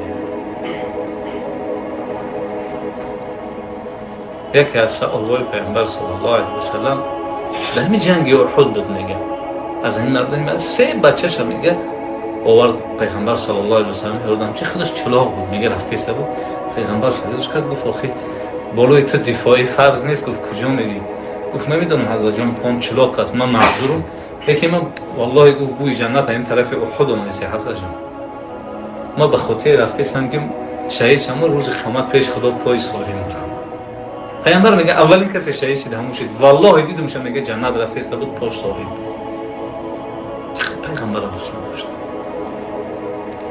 همین خاطر برادرو در همین سرزمین بیایم یک کارهای خوب بکنیم که یا از کارهای ما خوبی اسلام دین جوانمردی مسلمانان را ببینن، نه اینکه ایوی ما و شما شدن نفرت از اسلام ما و شما بکنن، نه اینکه یک دروغ ما، خیانت ما، فریب ما، حیله ما، نیرنگ ما همین سبب شود و این مردم از دین اسلام نفرت کنن. هرگز همین کارا نکنن. و بسیار من میشنوم از برادران میشنوم میگه یا حیران میمونن کارای ما میکنن. به خاطر ببین ایدوی ما شده در اسلام گپ نمی‌زنه. و مقصد که اومدن من چی است؟ کار کردن، نفقه اهل عیال و دین بزرگ بودنش نشان دادن است. تمام. الله رب العزت ظالم نیست که ظلم بکنه. ارحم الراحمین است. لیکن وقتی که میبینیم یک بلا و مشکل و بالا مناسه باید یک بار فکر کنیم که ما چی کمبودی داریم.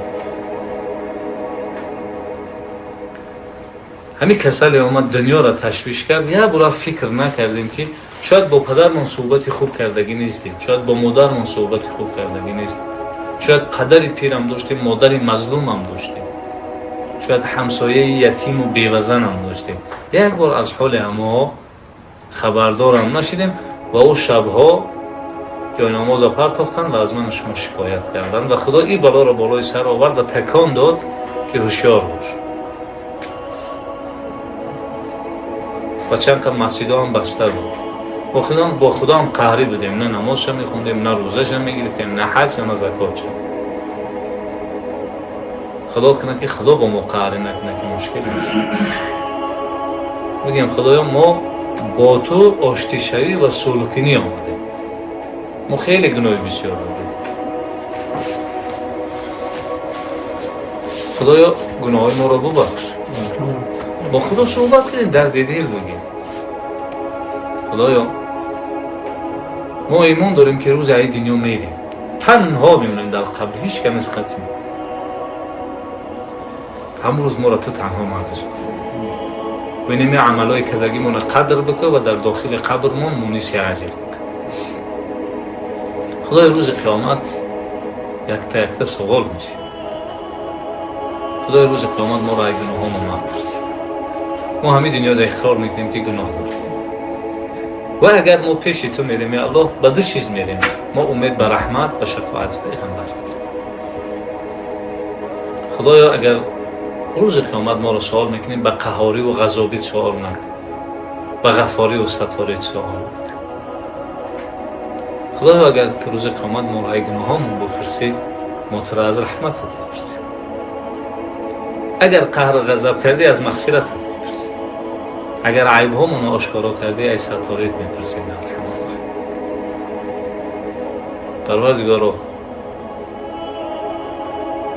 اینقدر کارخانه وسیع است که کافر 100 ساله رو به لا اله الا الله میبرد.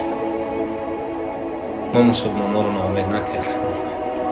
خدای نیاکا کسایی هستند که پیغمبر برای یا 23 سال همونش صرف کرد.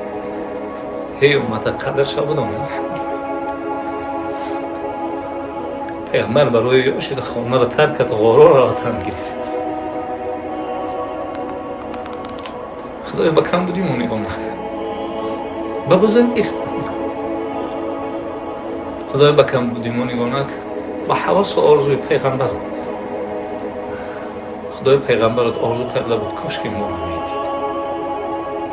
اگر پیغمبرت میدونست ما یک گناه میکنیم شاید آرزوی دیداری ما را نمیکرد. خدایا در این دنیا رفیقی با پیغمبرت نصیب نکردی، پیروی را نصیب و روز قیامت رفیقی را نصیب. خدای خودت وعده کرده جنتی ها هر خواهشی داشته باشند اجرا میشود. اگر در تقدیر ما جنت باشه ما رو با این برادران جنت باشه. و یک خواهش دیگه هم دارم یا الله، روز قیامت ما را اجازه بده با محمد علیه السلام صحبت کنیم.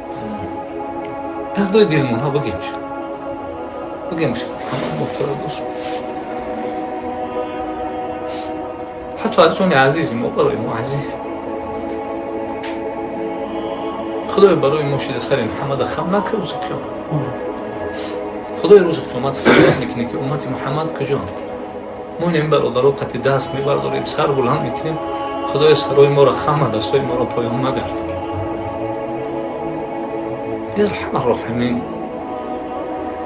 ارحم الراحمین، تو خدای ما راضیه، لیکن ما هم بنده‌ای که همه ما راضی باشیم. خدای دین اسلام را بالای ما آوردی، ما قبول داریم، ما را همچون مسلمان قبول کرد. خدای پیغمبر را بالای ما آوردی، ما قبولش داریم، ما را همچون امتی او قبول کرد. ارحم الراحمین. اینقدر به تشویشی دگیم که خیال میکنیم که جنت جای ما هست. البته به تشویشی ما امید به رحمتت هست، ما را ناامید نکرد. از ما پدر و مادر گذشته باشه رحمت و مغفرت. اگر تا حال در درون قبر در سوال و جواب گرفتار باشه، خدا سوال و جوابشون آسان کنه. اگر قبرشون تاریک است روشن، اگر تنگ است واسع، اگر چاه دوزخ است باغ جنت بگرد. اگر حیاتن بالای سرمون همچون سایبانی سر نگه دارد. اهل و عیال و فرزندانمون سبب زیبایی زندگانی دنیا و سبب افتخار روز قیامت نصیب بگرد. خدای عالمات گذشتش رحمت و مغفرت.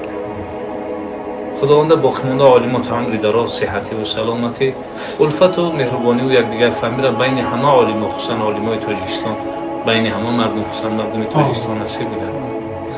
پروردگار عالمای تو هستن که ما راهی تر می‌یابیم، اگر یا نباشند ما کجا می‌رویم. پروردگار وطن عزیز از جميع آفت‌های آسمانی و زمینی در پناه اسمت نگهدار.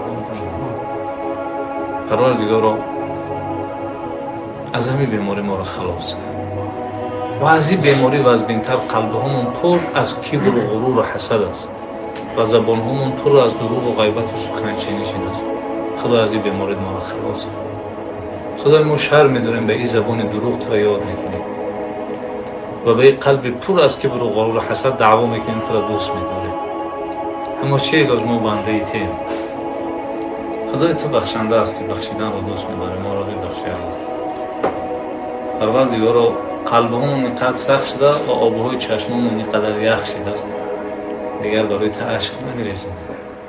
خریدار آبی دیدت هست که ارحم الراحمین. قلبای ما را ملایم بکن و چشم‌های آبی یخ شده ما را نرم و ملایم بگردان. خداوند این برادر که همه برادرها را جمع کرد، از در عمرش برکت، در کسبش برکت عطا. مادر مرحومش رحمت و مغفرت بده. عقلش که از دنیا گذشته رحمت و مغفرت بده. قدر بزرگوارش و بالای سرش همچون سایبان سرش نگهبان باش. از فرزنداش برکت شد بیار.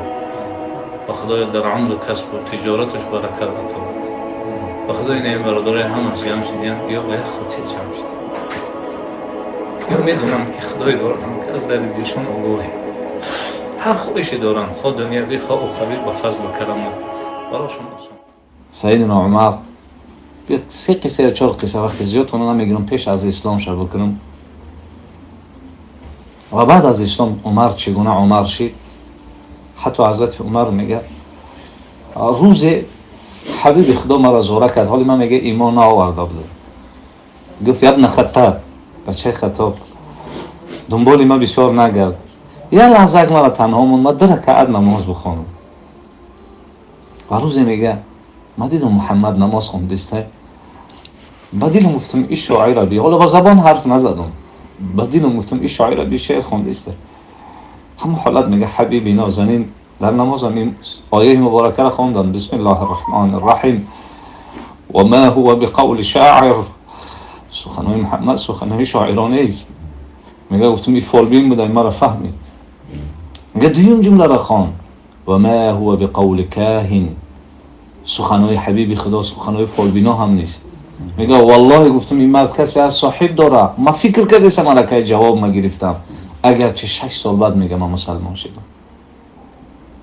و روز میگه یک زن دیدم در راه میرفت گفتم مادر کجا میری؟ گفت عمر تو مسلمان نشدی سرزمین خدا بسیار است میرم یک سرزمین دیگه گفت در پناه خدا باشی زن وقتی که از زبانی عمر نام خدا را شنید از سفر گشت گفت مردک جان حیده ما بده که عمر نام خدا را میگیرد گفت زن خوب ساده هستی والله خیلی با بی عمر مسلمان میشه عمر مسلمان نمیشه میبینی و رسول اکرم صلی الله علیه و سلم شبی از شبها به نزد خانه ابو جهل و عمر گذشت و دستی مبارک هم بالا کرد و گفت خدایا اسلامی مرا زینت بده به احد عمرین یا عمر مسلمان بکن یا ابو جهل لیکن جمله دعا و جمله دوم چی بود که خدای عظیم ده تا کدامش دوست می‌داری یتش مسلمان کن و وقتی که برادر حضرت علی جعفر هجرت کرد عمر بسیار ناراحت شد و خنجر هم کشید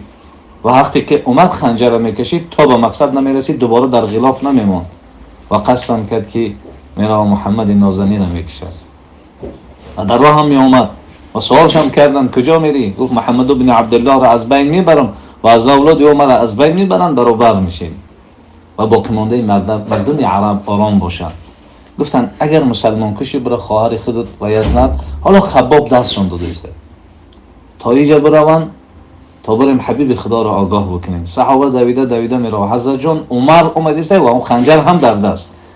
حضرت اهمیت نمیده صحابه حیران است عمر اومده فقط حمزه گفتن اگر میبینیم نیت عمر خیر است خیر اگر نیتش خیر نباشه پاره پارهش میکنه. اما حبیب خدا بی پروا بودن. اصحاب نمیدونستند که همون شبی که عمر قصد کشتن کرده است رسول الله قصد دعا کرده و گفتن وقتی عمر میآید حضرت یقین کرد که دعاش در حق حضرت عمر قبول شد و مجرد در آمدن حبیب خدا را آغوش کردن بیعت کردن و سوال عجیب هم کردن حضرت جان ما حق میون مشرکا گفت ما پس چرا خاموشی؟ از زمانی که اسلام آشکارا دعوت شد اسلام آوردن حضرت عمر است. روز هم حضرت عمر هم تو به ناله حبیب خدا را نگاه میکرد. رسول الله سوالش کردن عمر چرا ناراحتی؟ گفت حضرت جان همه کارهای پیش از اسلام مرا ناراحت میکنه. گفت کدام؟ گفت خودت میدونی که عادت ما بود که دخترها را زنده به زنده زیر خاک میکردیم. از اون جمله ما هستم گفت 20 تا دختر زیر خاک کرده. از هم 20 تا 17 تا شیخ خدم نیست و از همه 17 تا 3 تاش ای خدمه و 3 تاش هم 2 تا اولش در پروانه ندارم دخترچه سوم دست گرفتم صحرا میرفتم دخترچه با ما ناز میکرد که با پدر استراحت رفته گرگیردی پدر دور میزد و وقتی قبرش میکردم خوکا در ریشای ما میشست میومد از ریشای ما جدا میکرد و موندم داخل چیزی با سنگ وزبین زدم ناله کرد پدر جان من چی گناه کردم که این کارا نسبتی من هر جایی که همین قصه در میامد حبیب خدا میگفت اعید یا عمر قصه تا یه بار دیگه سر بکر. گفت عمر اگر مسلمان نمیشدی آتش دوزخ انتظار و این خاطر برادر و امی صحابایی که من اینقدر ذکر کردم جان به جان رسول الله مانده یه نکته است که همه ما و شما باید افتخار بکنیم و همه حدیث همه خانم دعا میکنم وقتی زیاد تونم نمیگیرم. ببین رسول اکرم صلی الله علیه و سلم شب در محضر اصحاب روزی آمدن قبرستان و سلام به مردم قبرستان دادن و یک نکته جالبی را گفتن دوست می‌دارم کاش که برادران ما ببینم. در بین صحابه کریم کلمه گفتن خیلی مشکل است. اصحاب گفتن رسول الله ما برادرایت نیستیم که آرزو داری کاش که برادرات ببینی؟ رسول الله گفتن بل انتم اصحابی، شما نور چشم ما هستید.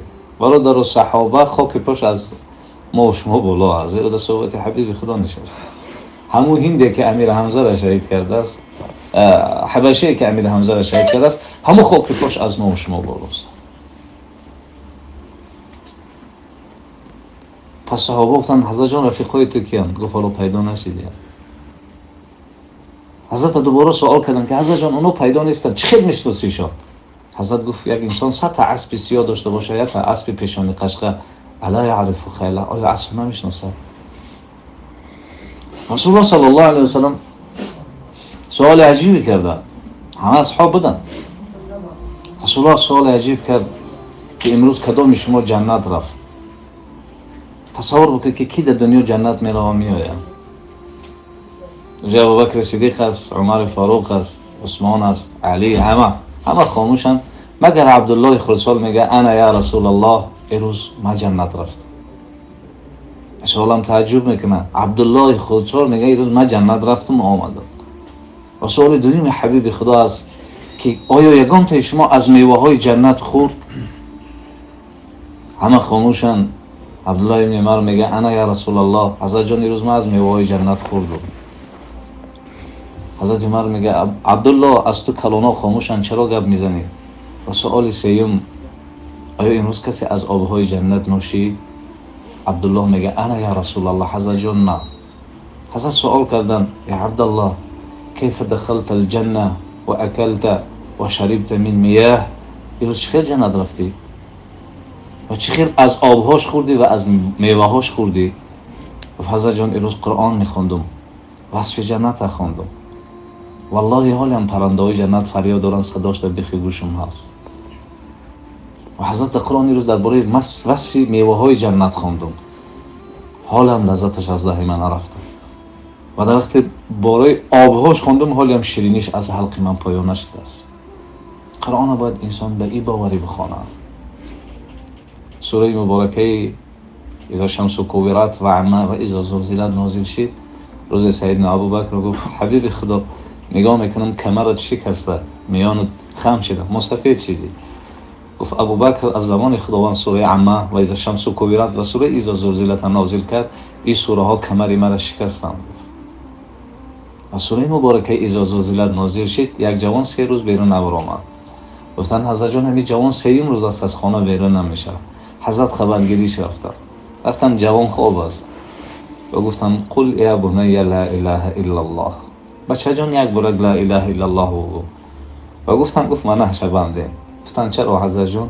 گفت سوره اذا زلزلت جگر او پاره کرده است.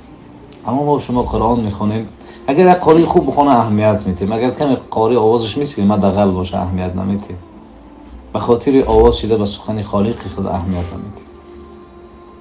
پیامبر صلی الله علیه و سلم یک نمونه برای رسول الله صلی الله علیه و سلم سوال عجیبی کردن. همه اصحاب بودن. رسول الله سوال عجیب کرد که امروز کدام شما جنت رفت؟ تصور بکنید که کی در دنیا جنت میره و میآید. جا ابوبکر صدیق است، عمر فاروق است، عثمان است، علی، همه خاموشن مگر عبدالله خرسال میگه انا یا رسول الله امروز ما جنت رفت. اشالله تعجب میکنه عبدالله خرسال میگه امروز ما جنت رفتم و آمدم. و سوال دوم حبیب خدا است که آیا یگان تا شما از میوه های جنت خورد؟ همه خاموشن. عبدالله ابن عمر میگه انا یا رسول الله حضرت جان امروز ما از میوه های جنت خوردم. حضرت عمر میگه عبدالله از تو کلانا خاموشن چرا گپ میزنی؟ و سوال سوم آیا امروز کسی از آبهای جنت نوشید؟ عبدالله میگه انا یا رسول الله حضرت جان نه. حضرت سوال کردن یا عبدالله کیف دخلت الجنه و اکلت و شربت من میاه، امروز چخیر جنت رفتی و چخیر از آبهاش خوردی و از میوهاش خوردی؟ گفت حضرت جان امروز قرآن میخوندم، وصف جنت خوندم، والله حالی هم پرنده های جنت فریاد دارن، صداش در بیخ گوشم هست. و حضرت قرآن امروز درباره وصف میوه های جنت خوندم، حالا لذتش از ده من نرفته. و در وقت باره آبهاش خوندم، حالی هم شیرینیش از حلق من پایان نشده است. قرآن باید انسان به این باوری بخونه. سوره مبارکه اذا شمس کوورت و عمه و اذا زلزلت نازل شد، روز سیدنا ابوبکر گفت حبیب خدا نگاه میکنم کمرت شکسته، میانت خم شده، مسفید شدی. گفت ابوبکر از زمان خداوند سوره عمه و اذا شمس کوورت و سوره اذا زلزلت نازل کرد، این سوره ها کمر مرا شکستند. و سوره مبارکه اذا زلزلت نازل شد، یک جوان 3 روز بیرون نبرآمد. گفتن حضرت جان همین جوان 3م روز است از خانه بیرون نمیشه. حضرت خبرگیریش رفتن جوان خواب است و گفتن قل یا بنی لا اله الا الله، بچه جان یک بار لا اله الا الله بگو. و گفت من نهشه بنده. گفتن چرا حضرت جان؟ گفت سوره اذا زلزلت جگر ایرو پاره کرده است. اما ما شما قرآن میخونیم، اگر یک قاری خوب بخونه اهمیت میتیم، اگر کمی قاری آوازش میسیم مدغل باشه اهمیت نمیتیم. به خاطر آواز شده به سخن خالق خود اهمیت نمیتیم. پیامبر صلی الله علیه و سلم یک نمونه برای ما و شما بودن. پیامبر صلی الله علیه و سلم در مسجد نشستگی بودن، میرفتن طرف مسجد میرفتن، یک طایفه زنها بودن. گفتن ای زنها استغفر الله را بسیار کنین، فانی اریتکن اکثرکم اهل النار، در دوزخ دیدم بسیار دوزخی ها زنها هستند. گفتن و بما یا رسول الله صلی الله علیه و سلم، با کدام خطایمان، با کدام گناهمان؟ گفتن تکثر اللعن، شما لعنت بسیار کنید. معنی لعنت چی است؟ خدایا فرزند مرا از رحمت دور کن. تمام پدر و تمام مادر ایرو فرزند شد این کلمه را استفاده میبرن و میدونن که دعای پدر و مادر در حق فرزند قبول میشه. وقتی لعنت میگن دیگه فرزند ما و شما دزد نشوه، رازن نشوه، شرابی نشوه، دیگه چی بشه؟ پیامبر گفتن زنها این حقارت نکنن که دوزخ میرین.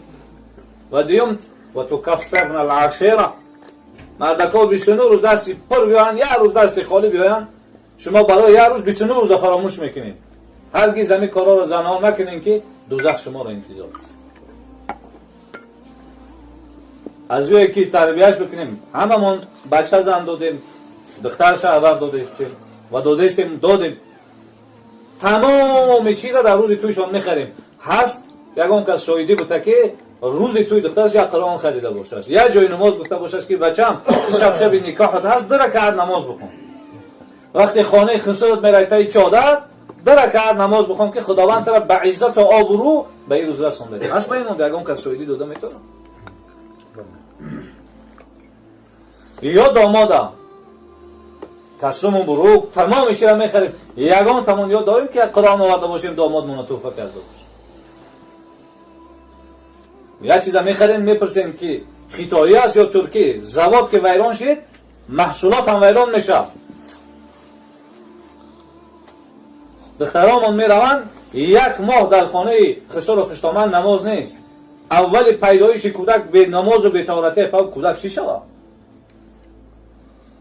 اگر خداوند فرزنددار کنن، خواهرای ما، همسرای ما، دخترای ما شرک به نماز میکنه، گفته 1 سال نماز نمیخونن.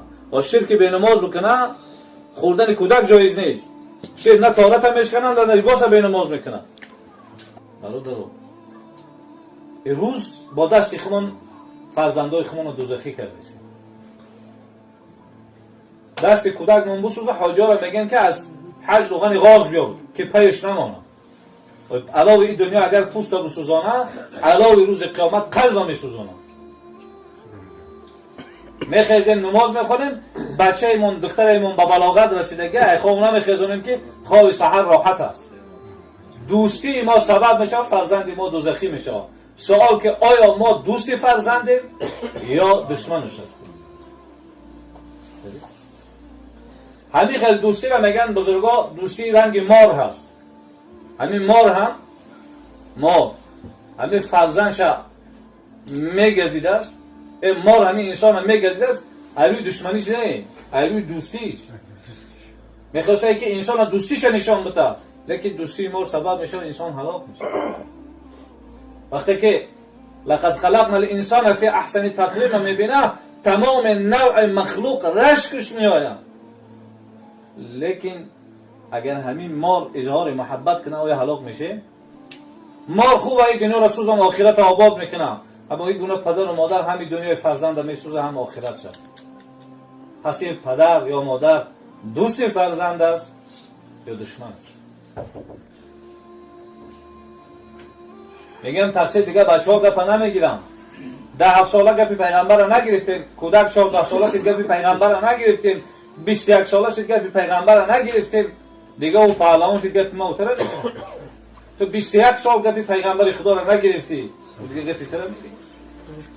پیغمبر اسلام میگه 7 سالگی شوخی و بازی، 14 سالگی تربیه و تعلیم، از 14 تا 21 مصلحت و مشورت. نکردیم به کجا بود؟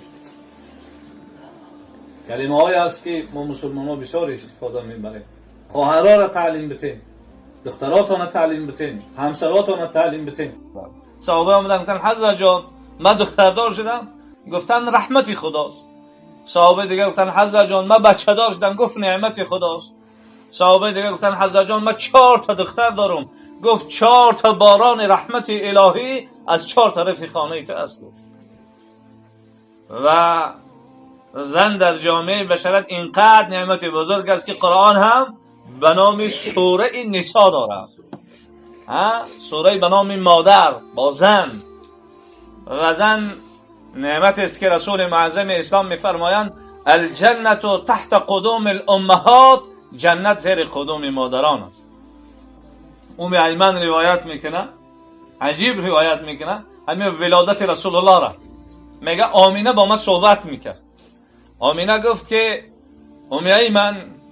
من هیچ مشکلات ندیدم. گفت همین زن که حامله شد و مشکلاتش بسیار میشه. گفت همین این که محمد در بطن من بود، در شکم من بود، من هیچ احساسی گفت حامله داری را حس نکردم. گفت و وقتی گفت محمد به دنیا آمد که زنها چقدر مشکلاتشان میشوه، گفت من هیچ احساس تولد کردن هم مشکلیش ندیدم. گفت و همون فهمیدم که از شکم من گفت یک نور به دنیا آمد. و دویم گفت چشمم دید که وقتی محمد گفت تولد شد هم تو به دست داشت. انمی ایمن میگه رسول اکرم صلی الله علیه و سلم 6 ساله بود با مادر سفر کرده. در راه آمده میگه مادر رسول الله از دنیا گذشت. من اینقدر میگه قبر کندم کمک مشکلات و پریشانی میشید. گفتم محمد جان بیا مرا یاردم بکن. میگه در دست رسول الله یک تیششه بود، هر بار در زمین میزد یک کلمه میگفت امی مادر جان. خب میگه قبر کندیم، کودک نمیمونه که مادر در درون قبر بمونه. خب علاجی کردیم، میگه کودک از زیر خواب کردیم.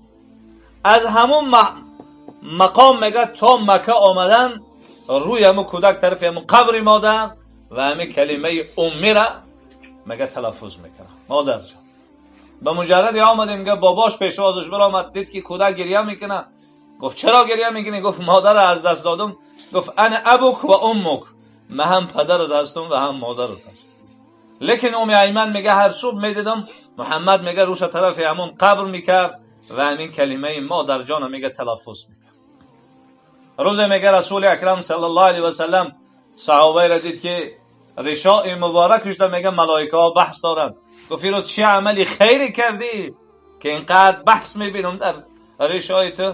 گفت حضرت جان حالا می راه دمی آمدم دیدم که مادرم هست. گفت فاکاش پر از چنگ و غبار خم شدم. گفت بر ریشام همین کفای پای مادر ما گفت تازه کرد.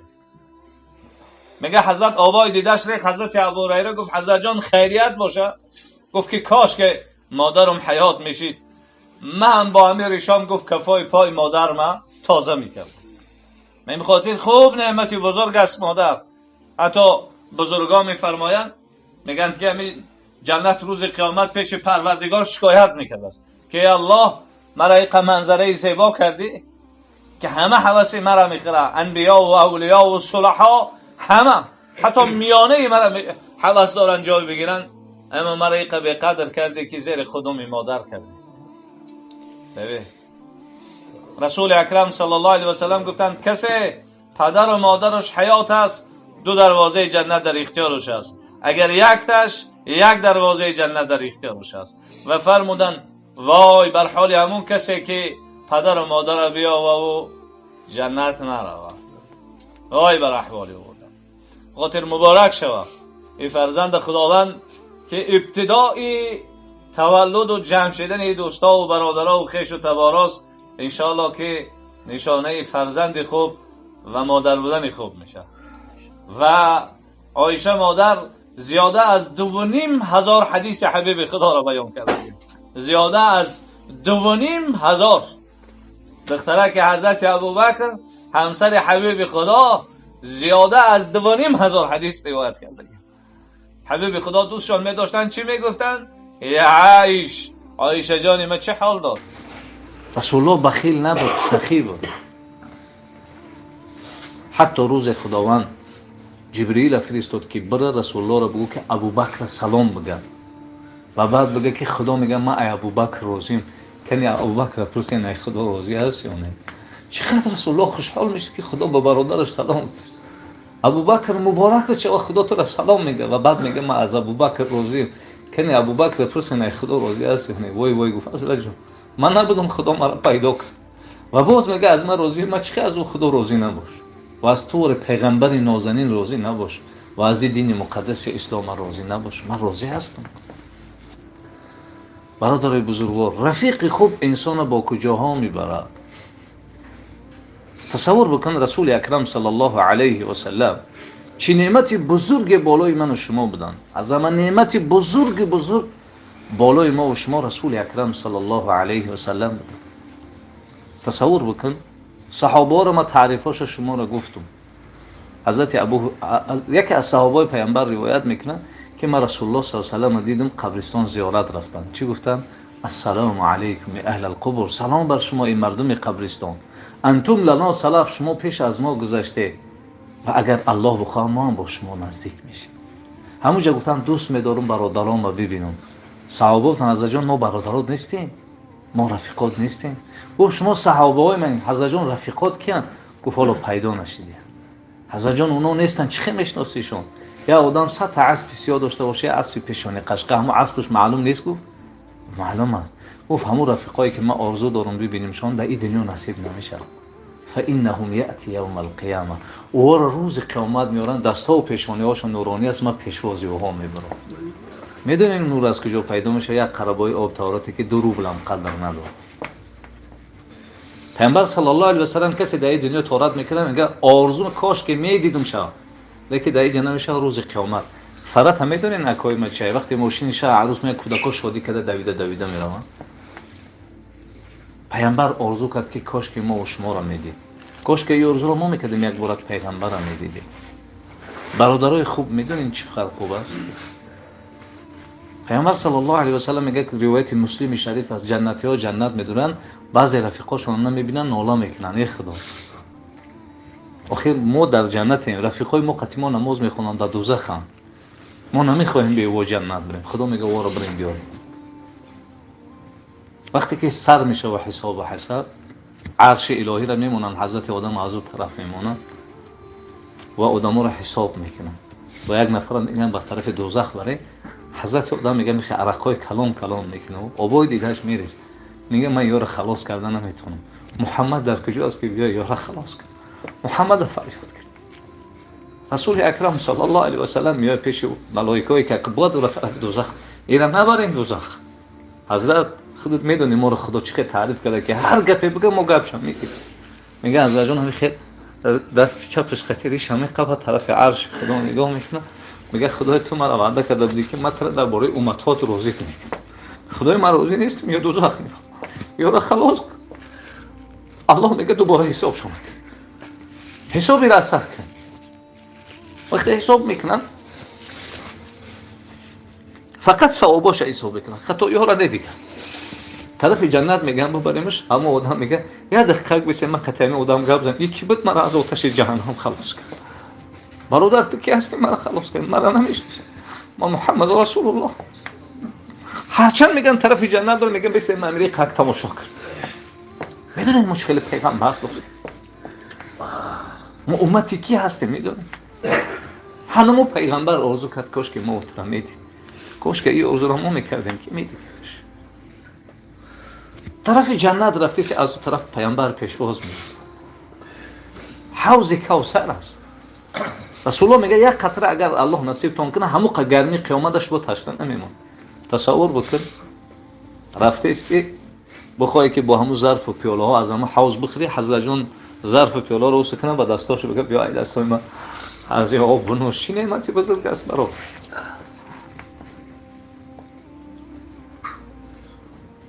کار خدا به حکمت نیست. اگر حالا رسول الله در این محفل ما میشید چی میپرسیدیش؟ چی میگفتیش؟ از رسول الله چی خواهش میکردی؟ شاید به مجرد دیدن جانمون رو به الله تسلیم میکردیم. شاید چشممون طاقت تماشاش نداشت، شاید قلبمون از حرکت میمون. خدای خودت وعده کرده که جنتی ها هر خواهشی داشته باشه اجرا میشه. خدای اگر در تقدیر ما جنت است ما رو با همه احکامون جنت ببر. و یک بارک در جنت اجازه بدید با رسول الله صحبت کنیم.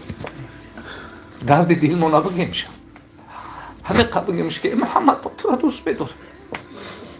تو برای ما از جانمون هم عزیزتر هستی. اکای ما دخترای ما پیامبر صلی الله علیه و سلم میگه بسیار شنونده از گوینده زیاد عمل میکنه. اگر شما جنت رفتین مرا ندیدی از خدا خواهش کنی برادر ما ختیمو بیار. در دنیا ختیمو میشه صحبت میکنه. ما گپی او را گرفتیم عمل کردیم شاید او خودش عمل نکرد. خدای ما خواهش داریم برادر ما را بیار. خدایا اگر در او جنت دیداری تو نباشه و رضای تو نباشه و دیدار پیامبر و شفاعت پیامبر نباشه ما در او جنت در کار نیست. با رسول الله صلی الله علیه و سلم در جنت شهودی داره. اکن طرف جنت میری سوره یاسین رو میخونین سلام قولا من رب الرحیم. هم تو رفته ایستی که الله رو فرود میاد السلام علیکم.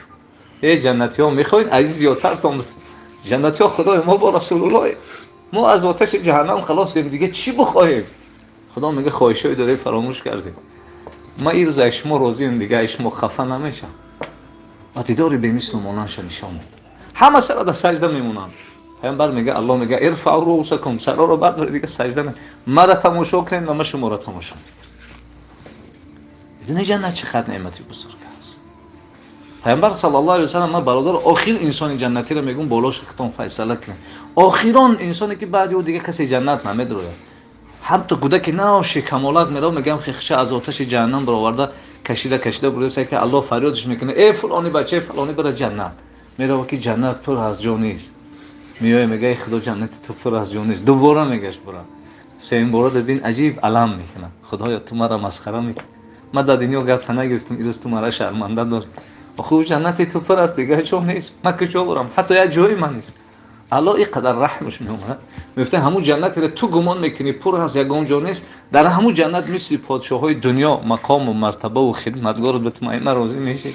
خدا رضای بنده گناهکار را حاصل را. پیامبر میگه ناز جنتی رو دی با خدا قهری میکنه گپ نمیزنه.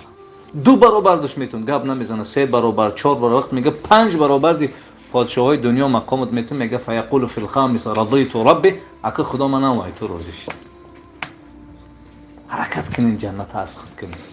انسان جنت با یک کلمه میتونه حاصل بکنه اگر برای رضاش باشه. میاد دخترچش ببین شرم نمیداره. میاد دخترچش میپرسه که دختر جان کنی ببین من همه سنت های پیامبر اجرا میکنم یا نمیکنم. گفت آتا جان همه سنت ها رو میکنی یکی از سنت ها نمیکنی. و بچه‌م کدام سنت ها؟ گفت همین همسایه یهودی این نابینایی داریم که حضرت جان هر روز میبره افقاتش میته آتا جان شما نمیکنی نمیکن. فردا حضرت ابوبکر صدیق رضی الله تعالی عنه و ارضاه پیش از حبیب خدا افقات برد. اون مرد که افقات دادن گرفت. اون مرد سوال کرد که اون مرد که هر روز مرا افقات میداد کجاست که این روز تو آمدی؟ حضرت ابوبکر گفت تو چشم بینا نداری، اون مرد از ما چه خیلی فرق میکنی؟ گفت اون مرد کسی بود که خیلی بوی خوب داشت، من همون بو را حس نکردیستم. عایشه مادرمون رضی الله تعالی عنها میگه حبیب خدا می اومد، من از خواب بیدار میشیدم. گفتن ناراحتت میکرد؟ گفت بوی خوش حبیب خدا مرا از خواب بیدار میکرد. روز حضرت علی رضی الله تعالی عنه آمد، فاطمه دختر حبیب خدا بیرون برآمد. حضرت علی گفت فاطمه پدرت آمده بود؟ گفت کسی خبرت کرد؟ گفت نه، بوی خوش و شالم در خانه ماندگی هست. حضرت جان عجیب بوی زیبا داشتن. دویم گفت وای مرد نسبت من خیلی مهربانی میکرد، تو نتونستی مهربانی کرده. و سوم گفت ای دستی او، من هر چیزی میخوردم معدم حل میکرد، حالی مرا معدم حل نداره، تو او مرد نیستی. حضرت ابوبکر حیران ماند، گفت پدر با او مرد صحبت میکردی یا نمیکردی؟ گفت بله. گفت درباره چی صحبت میکردی؟ گفت میگفتم هوشیار شو، نعوذ بالله در همین مدینه یک محمد جادوگر پیدا شده، همه را از دین باباگیش میبره، دین خچه یاد دسته. گفت بعد شنیدن این کلمه ها معاملش چه خیلی میشه؟ گفت مهربانیش دوباره تر میشه. پدر میدونی آن مرد که است؟ گفت نه. گفت خودی محمد صلی الله علیه و سلم. گفت من این قدر تحقیرش کردم و او قدر مرا دوست داری؟ اشهد ان لا اله الا الله و اشهد ان محمدا عبده و رسوله. پس اخلاق خوب، اخلاق حمیده انسان از چه حال به چه حال میبره. یکی از قصه ها و صحابه ها را واقعش نقل میکنه، میگه تا حال من ایمان نداشتم، اینقدر نسبت محمد صلی الله علیه و سلم نفرت داشتم و یک زن نقص دیدم، یک دختره که وایم میگه نفرت داشت و یا شرط مون امی کارچه را زهرآلود میکنی، قفس سینه محمد پاره میکنی، من عروسی تو هست. عاشق است دیگه. کارچه را زهرآلود کرد، میگه مجلس در آمدن، حضرت جان میگه مثل شمع بود، صحابه ها مثل پروانه گردش دور میزدن. من موقع خلوت نیافتم که کارچه را بزنم. حضرت جان میگه از بین امو برآمد، طاقه به طاقه مونده مردمان. میگه من میگه بی فکرم چی است و حضرت جان بی فکرش چی است. هر دون یک بار خودم گفت که جوانی زیبا چه حال داری؟ و دست آورد، میگه همونجای من کارچه را بجا کرده بود، میگه دست همونجا ماند و من ترسیدم. میگه گفت لا تخف، نترس. میگه دستش بالای قفس سینه ما بود، لبهاش به دعا مشغول بود. و دعاش چی بود؟ خدایا از قلب این جوان وسوسه شیطنت دور کن و قلب این جوان میلان به سوی اسلام کن. حضرت جان خواستن دست بگیرن، میگه آغوش کردم. حضرت جان دست نگی. چرا؟ از دست تو بوی خدا و جنت میآید. اشهد ان لا اله الا الله و اشهد انک رسول الله. رسول اصحاب چگونه تیار کرده بود؟ آشکارا گفت امروز کدامی از شما جنت رفت؟ آشکارا، بی یگام اشتباه. همه سرخمن. عبدالله ابن عمر بچه میگه انا یا رسول الله امروز من جنت رفتم. اما تعجب میکنن که الله امروز من از آبهای جنت نوشیدم. و حبیب خدا سوال میکنه یا عبدالله کیف دخلت و اکلت و شربت؟ کنه قیسه کو امروز چی خیل جنت رفتی و چی خیل از میوه هاش خوردی و چگونه از آبهاش نوشیدی؟ جواب میده حبیب خدا امروز من قرآن میخوندم، من وقتی درباره وصف جنت خوندم والله حالم پرنده های جنت فریاد دارن، صداش در بیخ گوشی من هست. و وقتی من درباره میوه های جنت میخوندم حبیب خدا حالم والله مزش از دهنم نرفته. وقتی من درباره آبهای صاف و مصفای جنت خوندم حالم شیرینیش از حلقم پایان نرفته. اصحاب رسول الله با این اطمینان قرآن میخوندن. ببین با این اطمینان قرآن میخوندن، با اطمینان امروز ما جنت رفت. رسول اکرم صلی الله علیه و سلم میفرماید روز قیامت اهل نماز از نماز می‌درآیند دروازه جنت، اهل روزه از روزه، اهل زکات از زکات. ابوبکر دست بالا میکنه، حضرت جان آیا هست نفری که از همه دروازه های جنت بدرآید؟ رسول الله میگه بله و آرزو میکنم یکی از اونها تو باشی ابوبکر که از همه دروازه های جنت میدرایی. چقدر صحابه باور در جنت داشتن. حضرت جان با کارچه زدن، نگفت در کجا با کارچه زدین مرا. بچه‌م گفت همه آدمی مرا با کارچه زده، ببینین مسلمانه یا کافر. پدر گفت فرقش چی کشنده مسلمان باشه؟ گفت ببینین، دیدن گفتن کافر است. گفت الحمدلله. گفتن چرا تو الحمدلله میگی؟ گفت اگر کشنده ما مسلمان میشید خدا عذابش میداد. من نمیخوام برای ما یک مسلمان عذاب بکشه. من نمیخوام برای ما شده امت رسول الله عذاب بکشه. ولی عذاب میکشه، من کافر است عذاب کشیدن. و 2 روز بیمار شدن. 3م روز شیر قطی خرما خوردن که ایروداش برآمد، فهمید که از دنیا میرود. بچه جان گفت برا عایشه مادر بگو که اجازت میتن قبر مرا در بر رسول الله بکن. نگو که امیرالمومنین میگه که بگه امر امیر واجب اطاعتش. برا بگو عمر بچه خطا میگه. عبدالله آمد هم گفتن مادر جان پدرم هم خواهش داره. گفت عبدالله والله هر بار پیغمبر نام اوتی مرا میگه نام اوتی ترا میگه. اینجا من برای خودم مونده بودم، نه که من راضیم که عمر را بیارن در برای رسول الله بکن.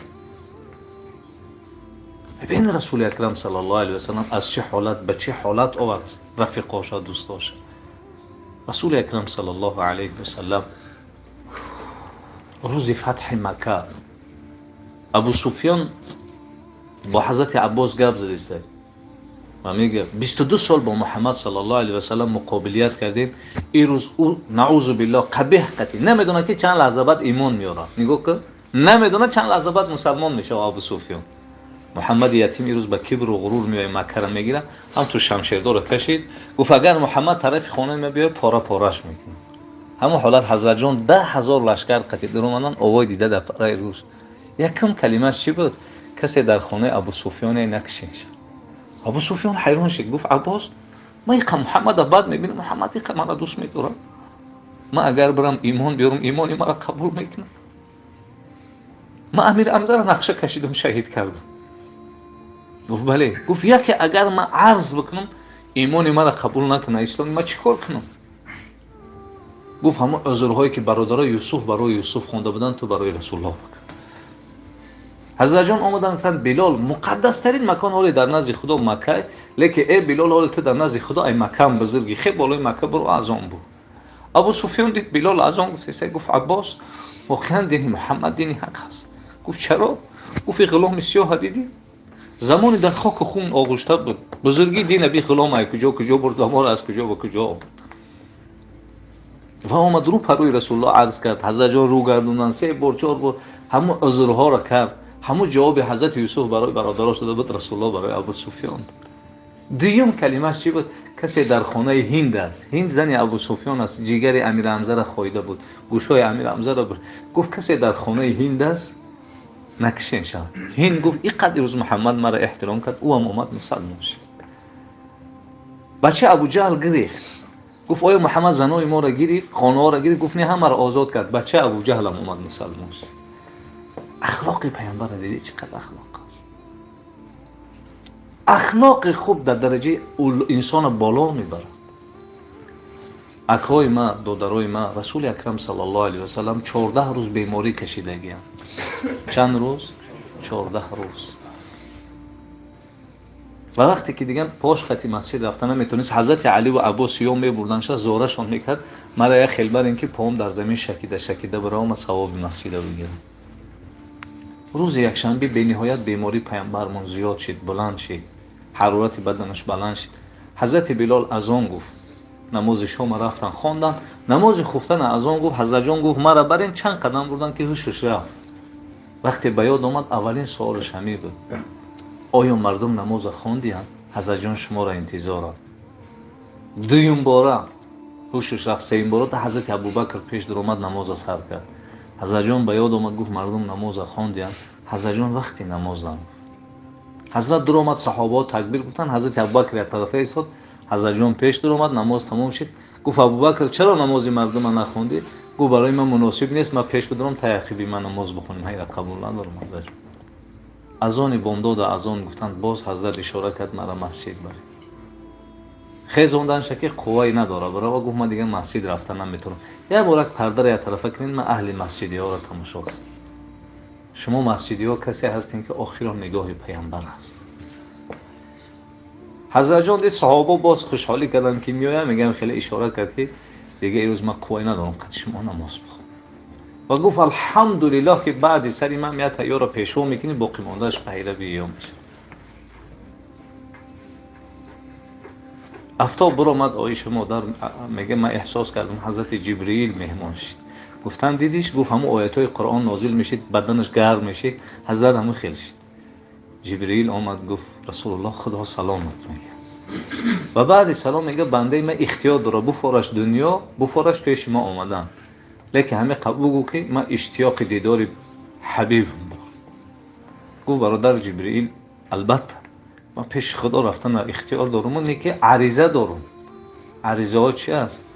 گفت خدا بعد سری من بالای امتی من چیکار میکنه؟ جبرئیل مقصد چی است؟ رسول الله بگو، آشکار بگو. خدای چه خیل امتهای پیشین هلاکت خدا امتهای مرا نکن. و فریضه قبول است. باز خواهش داری؟ گفت همین شفاعت امت گناهگار خدا در دست ما بده. گفت خدا میگه اگر امتهای محمد تنبلی نکنن پیش از مردنشون 7 روز پیش توبه کنن میبخشمشون. برادر جبرئیل 7 روز دیر میشه. گفت 3 روز. گفت 3 روز هم دیر است. گفت حد اقل پیش از اون که مرد در حبس غرغره میکنه یک بار کلمه شهادت بگو. و من تیارم عزرائیل بگو بده.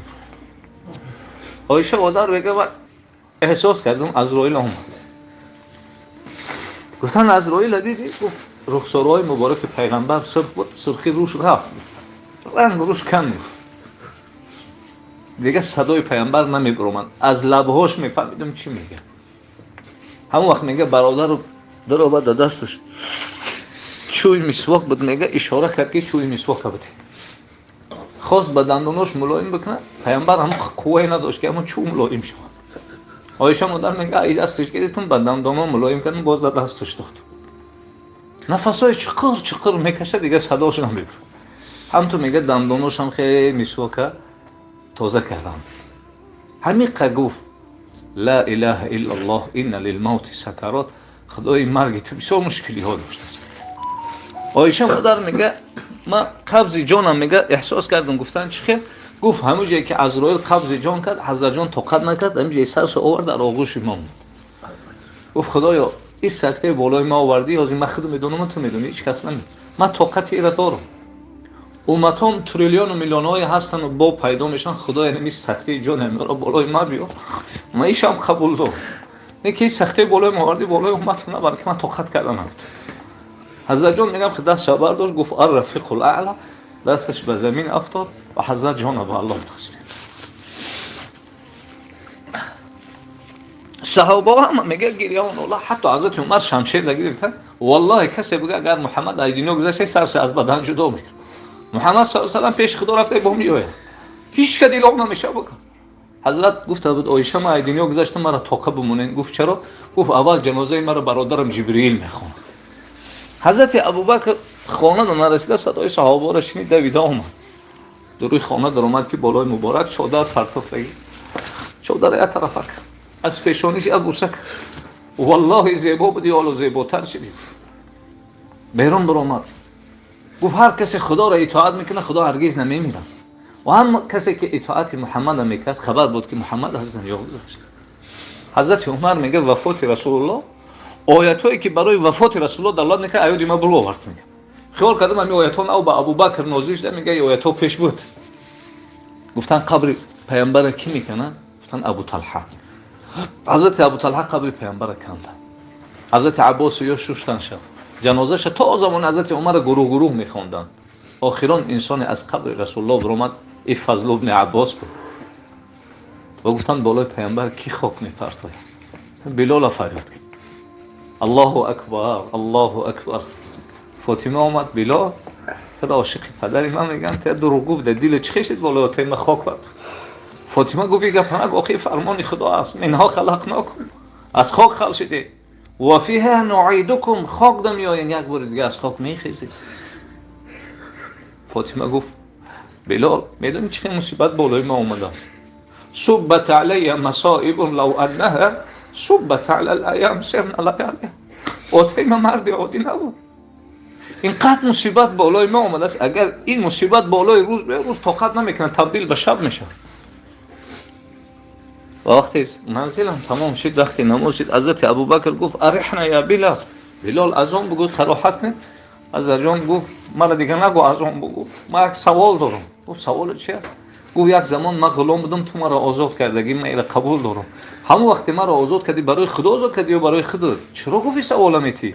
گفت اگر برای خدا آزاد کرده باشی مرا دیگه حق نداری بگو از اون بگو. اگه برای خدا باشه من غلامتیم. گفت من تو را برای خدا آزاد کردم. حضرت جان گفت من دیگه در مدینه گشتن نمیتونم، مرا اجازت بده من شام برم. من طاقت کردم نمیتونم در کوچه مدینه رسول الله من نمیتونم در اینجا گشت، مرا اجازت بده. یک سال مدینه نآمد. شب رسول الله در خوابش اومد بلال ما مفتون تیم یک گورک زیارتمون نمیویم. سحر حضرت ای خواب خیس میگه سوارش دم نداده مدینه منوره آمد. مدینه در آمد میگه وقتی قبر پیامبر صلی الله علیه و سلم وقتی قدر محکم نبود، بالای قبر پیامبر است، میگه قفس سینه در قبر پیامبر مون. حضرت جان اینا ما آمد میگه روحش در قبر پیامبر صلی الله علیه و سلم. حضرت جان ما آمدم زیارت شما آمد. درد دل میکرد. از سر منزل خست میگه امام حسن و امام حسین گفتن چی میشه که از اون در وقت بابامون میگفت یا ورق بگو دیگه نبی روی رسول الله را رد کردن نتونست. حضرت بلال از اون وقت از اون گفت میگه تمام مردم مدینه جمع شدن و احتجت المدینه، میگه مدینه در لرزه در آمد. حتی زنها گفتن بعث محمد زنده شده، ما این آواز همون وقت میشید. حضرت بلال گفتن اشهد ان محمد رسول الله. یا بار فکر کردن که با رسول الله چی میگشتن، پوشش رفت به زمین افتاد. صحابه گفتن واه مصیبت ها، بلال ما را یتیم میکنه. گفت برای ما گریه نکنید، ما از روزی که قطعی پیامبر عهد کردم من یگام سنت ترک نکردم. شما به حال خودتون گریه کردین، چند سنت اجرا کردین، چند تا را ترک کردین. ما فردا باز با محمد و صحابه های محمد ملاقات میکنیم. و با این درد حضرت بلال هم از دنیا رفت. پس رسول اکرم صلی الله علیه و سلم 23 سال برادرای ما فیصله زندگیش رو نگاه بکنین، سربلندی جورهاش میخواست که رفیقاش سربلند داشت. جنت منظری است که ایشان قاری بیان کردن. موسی علیه السلام سوال کردن یا ربی، موسی بود با خدا صحبت میکرد، پروردگار جنتی که همه مشتاقش است، حتی کافران دعوت جنت دارن و دعوا میکنن که جنت مال ماست. همه گفت خدایا این جنت چی منظره است؟ همه آرزو داره، همه هوس داره. میتونی که اندازش بیان کنی که جنت چقدر مقام و مرتبه داره؟ پسترین شو بگو پروردگارا. گفت موسی پسترین اهل جنت مثل پادشاه های دنیا. موسی شفق زیاد میشه، پروردگارا بالاترین شو بگو. الله رب العزت میگه موسی حالا بالاترین اهل جنت، نه چشم دیده نه گوش شنویده است، حتی تصورش هم در قلب کسی نیست. ایشان قاری حدیث را بیان کردن کمترین اهل جنت. مفصل حدیث رسول معظم اسلام میفرمایند که او انسان اینقدر در دوزخ سوخته میشه و صبح سیاه میشه. صحابه سوال کردن حضرت جان اون انسانی که سیاه میشه چقدر جنت میدره؟ جنت منظره زیباست. گفت اونجا حوضی هست، یک بار آوازی میکنن مثل مهتاب زیبا میشن بر جنت. و حدیث ایشان قاری بیان کردن میگن این تا سوزانده میشه و که دیگه دست و پاچه کار نمیکنه، هم تا زمین در شکیده بردیسته. رحم الله را ببین، رحمت خدا را ببین، مهربانی خدا را ببین، با بنده چه صحبت میکنه. یا فلان ابن فلان، های بچه عبدالله فلانی بچه فلانی برای جنت. حبوه در لغت عرب مکسره میگن خشب زمین کشیده میبره. بلا که جنت پر هست فیرجع فیقول یا رب، میگردم یا میگه یا الله آخه جنت تو دیگه جا ندارم، من کجا برم؟ دوباره برم. هم تو عذاب کشان میره و باز پر فیرجع فیقول یا ربی، میگردم یا الله نیست جو. سیم باره میره، سیم باره آمد عجیب با خدا صحبت میکنه. اتسخروا او تضحكوا بی و انت الملک. خدایا ایروز تو به حال من میخندی، مرا مسخره و شرمنده داری در بین امت. خدایا جنت تو جا نیست، من چخیل برم؟ پس پروردگار رب العزت انقدر رحمتش وسع میشه و میفرمایه های فلانی همون جنتی را تو گمان میکنی که پر هست، هیچ امکانیت ایجا نیست. اگر مثل پادشاه های دنیا مقام و مرتبه و خدمتگارت بتون از من راضی میشی. بنده را ببین ناز شه، با خدا صحبت نمیکنم. خدا میگه از من راضی میشی، خاموش است. 2 برابرش میتون بنده هم راضی میشی. نازی بنده را ببین، با خدا صحبت نمیکن. 3 برابرش میتون راضی هستی، خاموش است. 4 برابر میتون راضی هستی، با خدا صحبت نمیکنه. فیقول فی الخامس، وقتی میگه 5 برابر پادشاه دنیا مقام و مرتبت میتون، فیقول فی الخامس رضیت ربی، نوم از تو راضی شدم ای الله. الله رب العزت میگه 10 برابرش میتوند. هر چیزی که دلت خواهش میکنه من برات مهیا میکنم و هر چیزی که گوشت میشنوه من برات مهیا میکنم و هر جایی که چشمت میبینه برات مهیا میکنم. بیان میکنن میگه حتی میوه جنت خود به خود پیش انسان میاد. شارحین حدیث میگه یا انسان کچه بالا میکنن میوه رو میخوره یا میوه پس پیش او میخوره. یه نفر تا حال ایمان نآورده بود، میگه من نعوذ بالله نسبت محمد اینقدر نفرت داشتم، رفتم رسول الله با صحابه ها در مسجد بود، من راستا پیشاب کردم. میگه صحابه های حبیب خدا چه گفتن؟ مه یا رسول الله، وای وای حضرت جان این چیکار کرده؟ اجازت سرش از بدن جدا کنیم. حضرت جان فرمودن ما انسان های مسجدی هستیم، ای غیر مسجدی باید فرق کنیم، ما نیم پیشابش تا آخر کنم.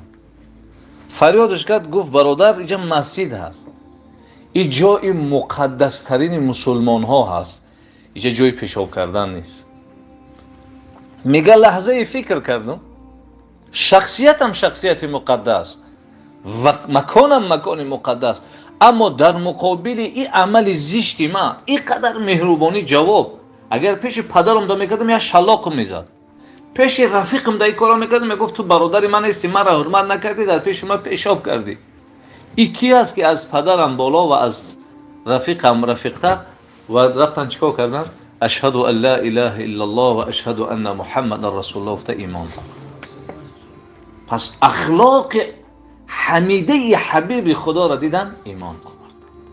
همه ما اهل سنت و الجماعه ایمان داریم که بعد پیغمبر بزرگترین کی است؟ ابوبکر صدیق است. البته است همه حضرت جان میوید دخترچش ببین شرم نمیداره، میوید دخترچش میپرسه که دختر جان کنی ببین من همه سنت های پیغمبر اجرا میکنم یا نمیکنم؟ گفت آتا جان همه سنت ها رو میکنی، یکی از سنت ها نمیکنی. گفت بچم کدام سنت ها؟ گفت همین همسایه یهودی این نابینایی داریم که حضرت جان هر روز میبره افقاتش میته، آتا جان شما نمیکنی نمیکن.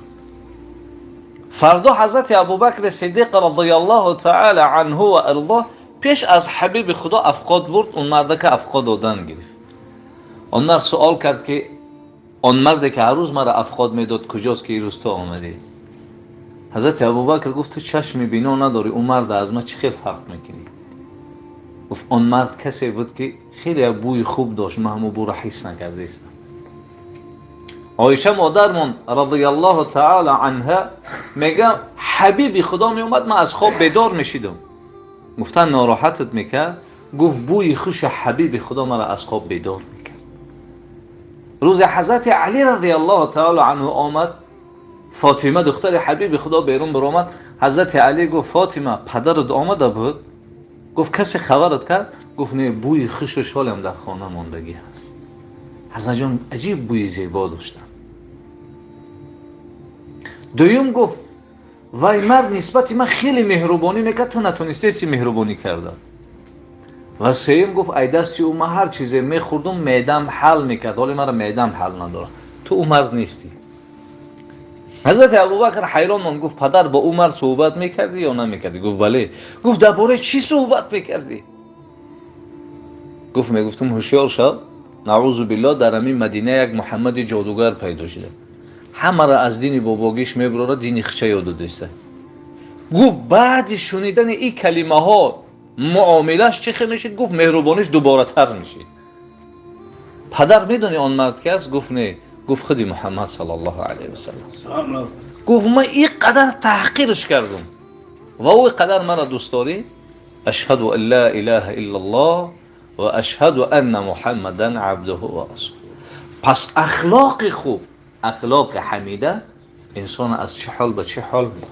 از من میپرسه مایم امیرالمومنین این دو شتر صدقه اگر یکی در تشنگی و گرسنگی بمانند خداوند مرا سوال کنه من چی جواب میتونم؟ بنده ها را سوال نمیکنه، عمر ابن الخطاب سوال میکنه. عمر است، نباشه میلیون ها عمر گذشت و اما ای عمر هر کسی را بگو میشناسش، میدانه که کدام عمر است. این اونا چی فکر عقیده داشتن که خدا روز قیامت آیا از بنده ها سوال میکنه یا از عمر؟ و هر روز هم تو ریش مبارک میگرفتن میگفتن ای بچه خطاب هوشیار شو، تو برای امت محمد فردا روز قیامت پیش خدا چی جواب میدی؟ هر روز مصلحت خودش همی بود، نصیحت میکرد با خود. رسول اکرم صلی الله علیه و سلم امتش هستیم. جوان مردا وقتی آمد است که بگیم با محمدا، امتی که حضرت آرزوی دیدار کرد که یک بارک چهره‌های من و شما را ببینم، امتی که 23 سال حیات برای من و شما صرف کرد، حداقل بیاد یک روز 23 مینوت در فکرش باشه، حداقل در حیات یک بار در فکرش باشه که جوان مرد چگونه جوان مرد بود، چه خیلی شاگردا برآورد و تا امروز الحمدلله مکتب و مدرسه و مکتب های عالیش جاری هستند.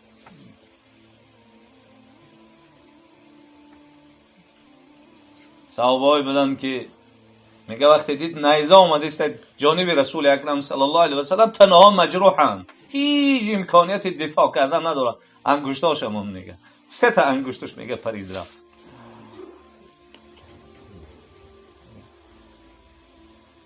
صحابه که رسول اکرم صلی الله علیه و سلم گفتن ابی و ام فداک، پدر و مادرم فدای تو، ساعت تیر بزن که امروز مشرکا ما را اذیت داده ایستادن.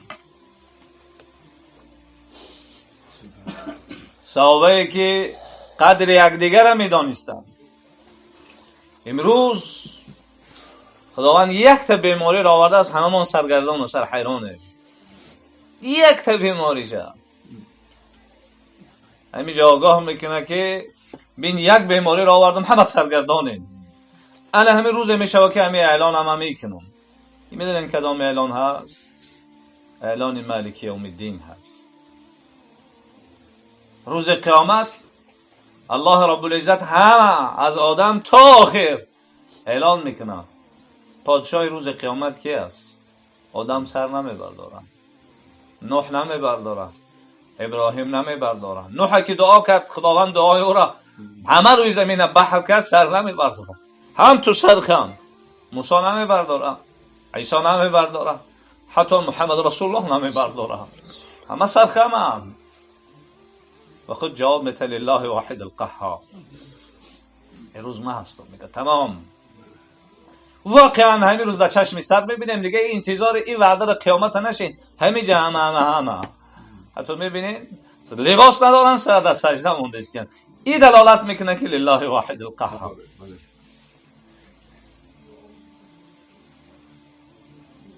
این من شما را آگاه میکنه که صحابه بزرگوار با چگونه عقیده و فکر در عبادت می نشستند. پروردگارو این اکاو دو داره ما در اینجا شیشتن مقصدشون خوردن نیست، مقصدشون یک چیز است، رضایت است، از همه راضی باش. پروردگارو چگونه از ما پدر و مادر بردی؟ اگر تا حال در سوال و جوابت گرفتار باشن، خدا سوال و جوابشون آسان کن. خدا قبراشون باغی از باغهای جنت بکن و ارواحشون از ما خوشحال بکن و از خوشحال ارواحشون تمام اهل قبرستان خوشحال بکن. اگر حیاتن بالای سر ما همچون سایبانی سر نگهبان. اهل و عیال و فرزندامون سبب زیبایی زندگانی این دنیا و سبب افتخار روز قیامت نصیب کن. خدای چگونه پدر و مادر و برادرای ما را بردی روز ما را میبری.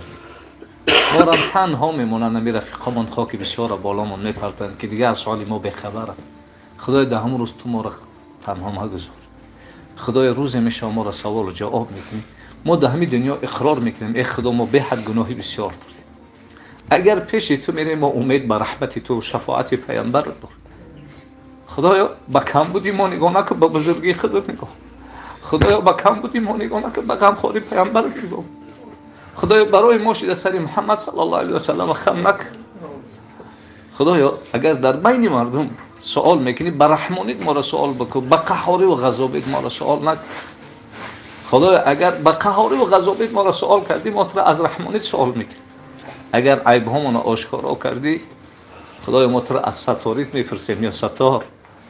پروردگارا تو اینقدر بزرگی، تو اینقدر مهربانی. ما گناه میکنیم میپوشانی گناه ما را، ما لکه شرم نمیکنیم دوباره دست به گناه میزنیم. کمک مشکلی بیاید تو را یاد میکنیم، مشکلی ما را تو را فراموش میکنیم. خدایا همه شب میشود درهاش بسته مگر دروازه تو بسته نیست. خدایا ما خواب میریم تو خواب نمیری. خدایا به حال ما رحم بخور. ما را در بین منافقین و مشرکین مسخره نکن. خدا اگر ما را دوزخ بری، مشرکا و منافقا میگن هم مسلمانا خدا و پیغمبرتون گفت لا اله الا الله بگین جنت میدین، چرا با ما در دوزخ میسوزیم؟ ما چی جواب میدیم یا الله؟ خدایا قطعی ما قهری نکن. ما 30 سال 40 سال قطعی تو قهری کردیم. یا بیماری را آوردی همه از همه گریزان شد. خدایا حتی مدینه رفتن من کردی، مکه رفتن من کردی، حتی فرزنده و پدرها را دیگه آغوش نمی کردی. خدایا این بیماری را دور بگردان. یارو ما را در قیامت گفته بودی پدر از فرزند میگریزه، ما در این دنیا دیدیم. خدایا شاید ما نماز نمیخوندیم، شاید زکات نمیدادیم، شاید همسایه‌مون گرسنه بود ما سیر بودیم، شاید پدری پیر داشتیم خدمت نکردیم، مادری مظلوم داشتیم خدمت نکردیم، شاید او کودکایی که در درون بحرها لقمه‌های ماهیا شدن از ما شکایت کردند و این بلا را بالای سر ما آوردیم. خدای چگونه اونو بنده‌ات هم ما هم بنده‌ات هستیم، التماست میکنیم، خواهش میکنیم مشکلی ها را از ما دور بگیر. پروردگارا همه کس ما اینجا یک خواهش داریم. خدایا تو خدای ما راضی، لیکن ما هم بنده تیم تمام ما راضی بود. خدایا دین اسلام را بالای ما آوردیم، ما قبولش داریم، ما را همچون مسلمان قبول کن. خدایا پیامبر را بالای ما فرستادی، ما قبولش داریم، ما را همچون امتی او قبول کن. خدایا تو روز قیامت فریاد میکنی امتی رسول الله کجا؟ ما اکا و دادرها هم دست میبرداریم، سر بلند میکنیم. خدای سرای ما را خم نکن، دستای ما را پایان نکن. پروردگارا این جوانو را در صف جوان مردی نگهبان باش. روز قیامت رفیق رسول الله و ابوبکر و عمر و عثمان، اگرچه ما مثل اونا عمل نداریم لیکن او را دوست می‌داریم. یا الله خدایا خودت وعده کرده که ما شرم دارم وقتی بنده دست بردارم ما دست او را خالی بگردم. خدای دستای خالی ما را خالی نگردان. خدای دستای خالی ما را خالی نگردان. خدای دستای خالی ما را خالی نگردان. خدای ما شرم می‌داریم به این زبان دروغ میگیم تو را یاد بکنیم. قلبی که درونش پر از کبر و غرور و حسد از دعوای دوستداری میکنیم. اما چه ایلاش که ما بنده ایتیم، تو ما را خودت بنده گفتی، عبد گفتی، عاجز و محتاج و ناتوان و خط احد و صمد گفتی. خدایا با کم بودی ما نگاه نکن، با بزرگی خودت نگاه کن. خدایا اگر تو ما را نبخشی غیر از تو ما را کی میبخشه؟ خدایا اگر ما درد دل منابت نگیم با کی بگیم؟ خدایا ما شکایت به تو نکنیم با کی بکنیم؟ پروردگار تو ارحم الراحمین هستی، تو ارحم الراحمین. هر گناهی کردیم تا این روز از زمین نخسته ما را خدا ببخش. خدای ما با تو عهد میکنیم، خدای ما بار بار میخوایم توبه کنیم، گناه نکنیم، با گناه میکنیم. ما را یک قوه بده، ما را یک توفیق بده که دیگر گناه نکنیم. خدای بار بار با تو عهد میکنیم، عهد شکنی میکنیم.